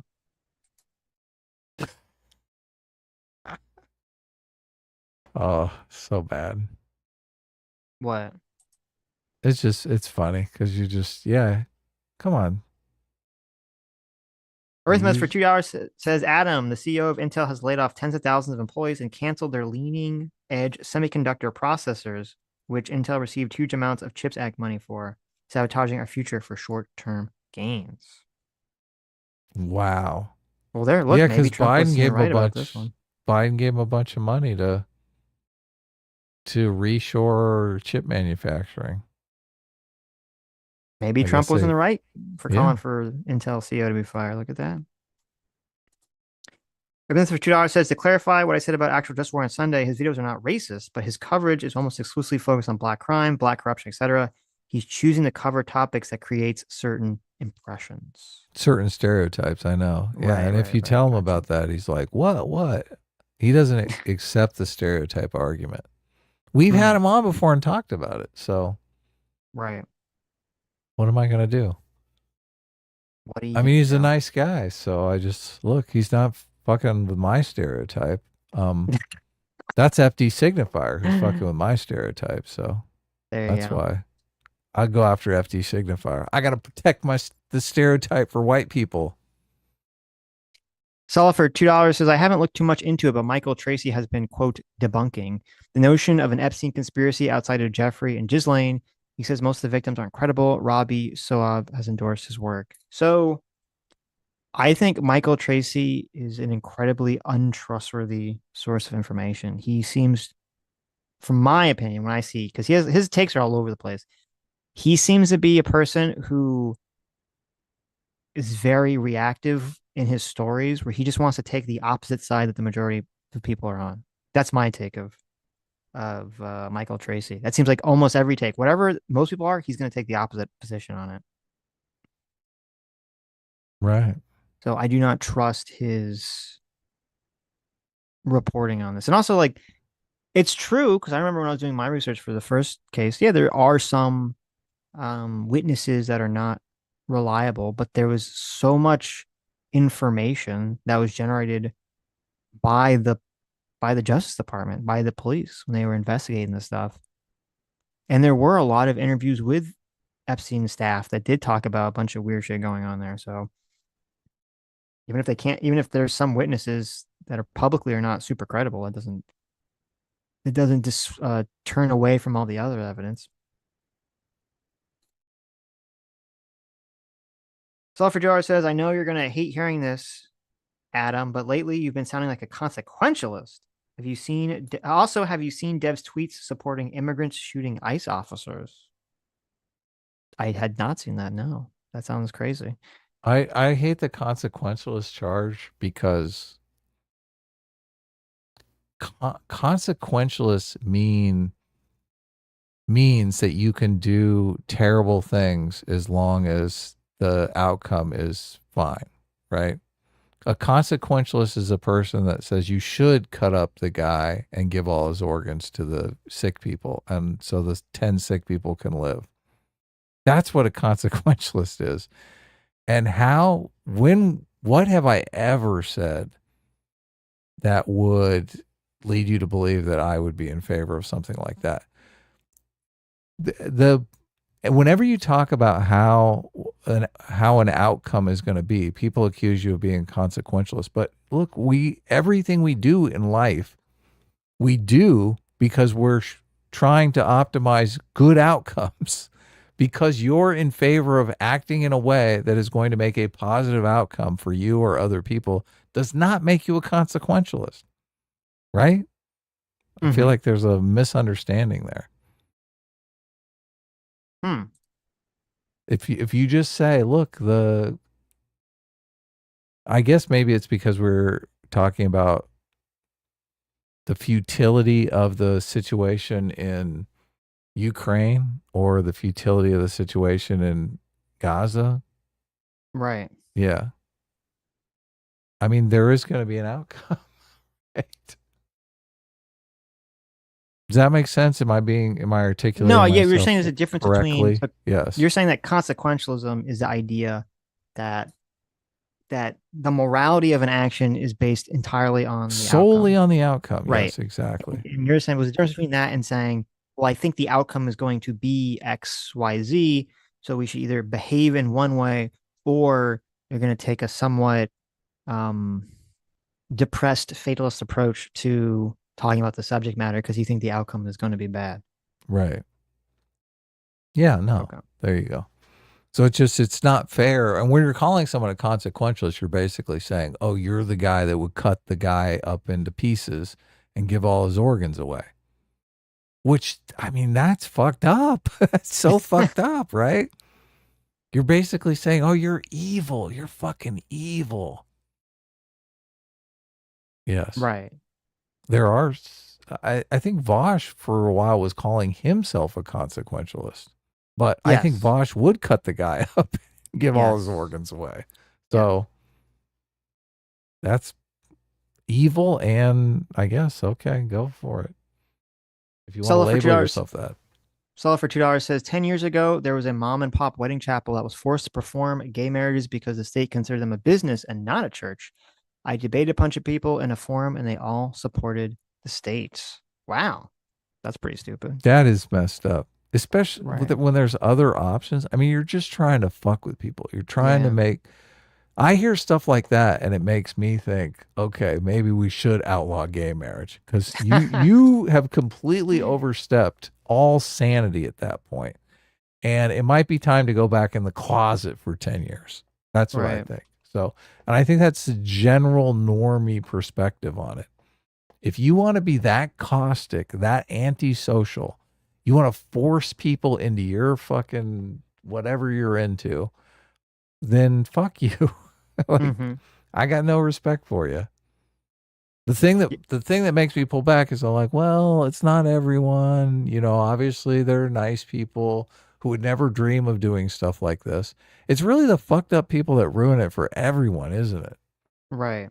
It's true. That's what always happens. There's always some fucked up asshole. Like, well, this is the way a lot of the way the law works is that there's some general level of vagueness in the law that's Right, kind that of they can accepted. exploit. Right. That's kind of it, but it's accepted because it can be too difficult oftentimes to clearly delineate where the lines are. Right. And it's kind of fine because everyone plays nice, and then some piece of shit comes along and tries to fuck it up for everybody because they try to take advantage of the vagueness, or they want to make some obnoxious point that no one cares about. I'm looking at you, January 6th. There you go. Exactly. Exactly. Yeah. There you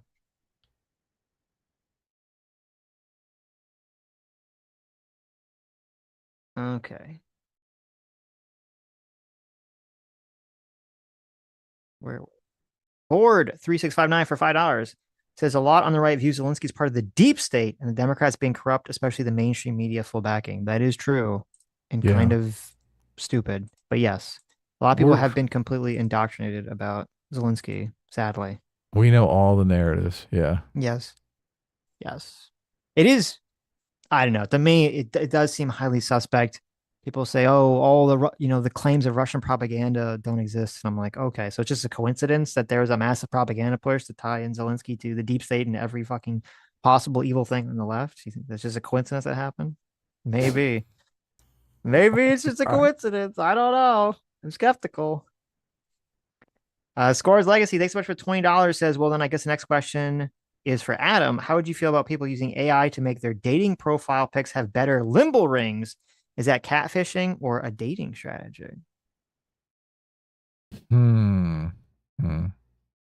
I think it is dishonest because obviously you're going to be outed as soon as as soon as they show up. But it seems innocent enough. I mean, if you can get a date out of it and you've got backup resources like you're funny or you're extremely rich, then go for it. Isn't that kind of what makeup is? Oh, makeup is totally in the realm. Yeah. See those we talk about those videos where it's like there's a woman who looks kind of ugly or very plain and she puts makeup on, she looks like a completely different person. You're like, oh my God. But this from like a 4 to a 9. This is more like because you could get contact lenses that increase your limbo rings, right? But this is more like the girl who never wears makeup and she just photoshops the picture. So you're saying if you're gonna lie, she's like, you got to put the work in. You got to get the contacts. You got to put the effort in.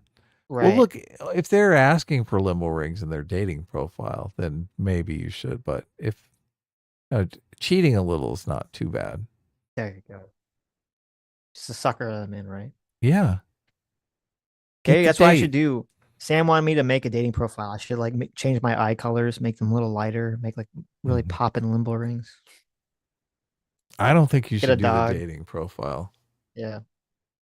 I think that's a bad move. I have no intentions to. So somebody in the comments said my dating advice, which I don't really remember giving a lot of dating advice in our Sunday stream, but we were talking about relationships and stuff. They said my relationship commentary was way off because I'm just out of it. Completely out of it. I don't know if that's true or not. So maybe the relationship, the relationship stuff now is very different than it was, when you were dating. Yeah, because of you got to put that you're bisexual in your profile and stuff. There you go. There you go. Maybe you do. I don't know. I'm just throwing it out there. But look, when I was 20, if I thought I could put that I'm bisexual in my profile and I would get a lot more dates, I'd just put it right in there. Bisexual.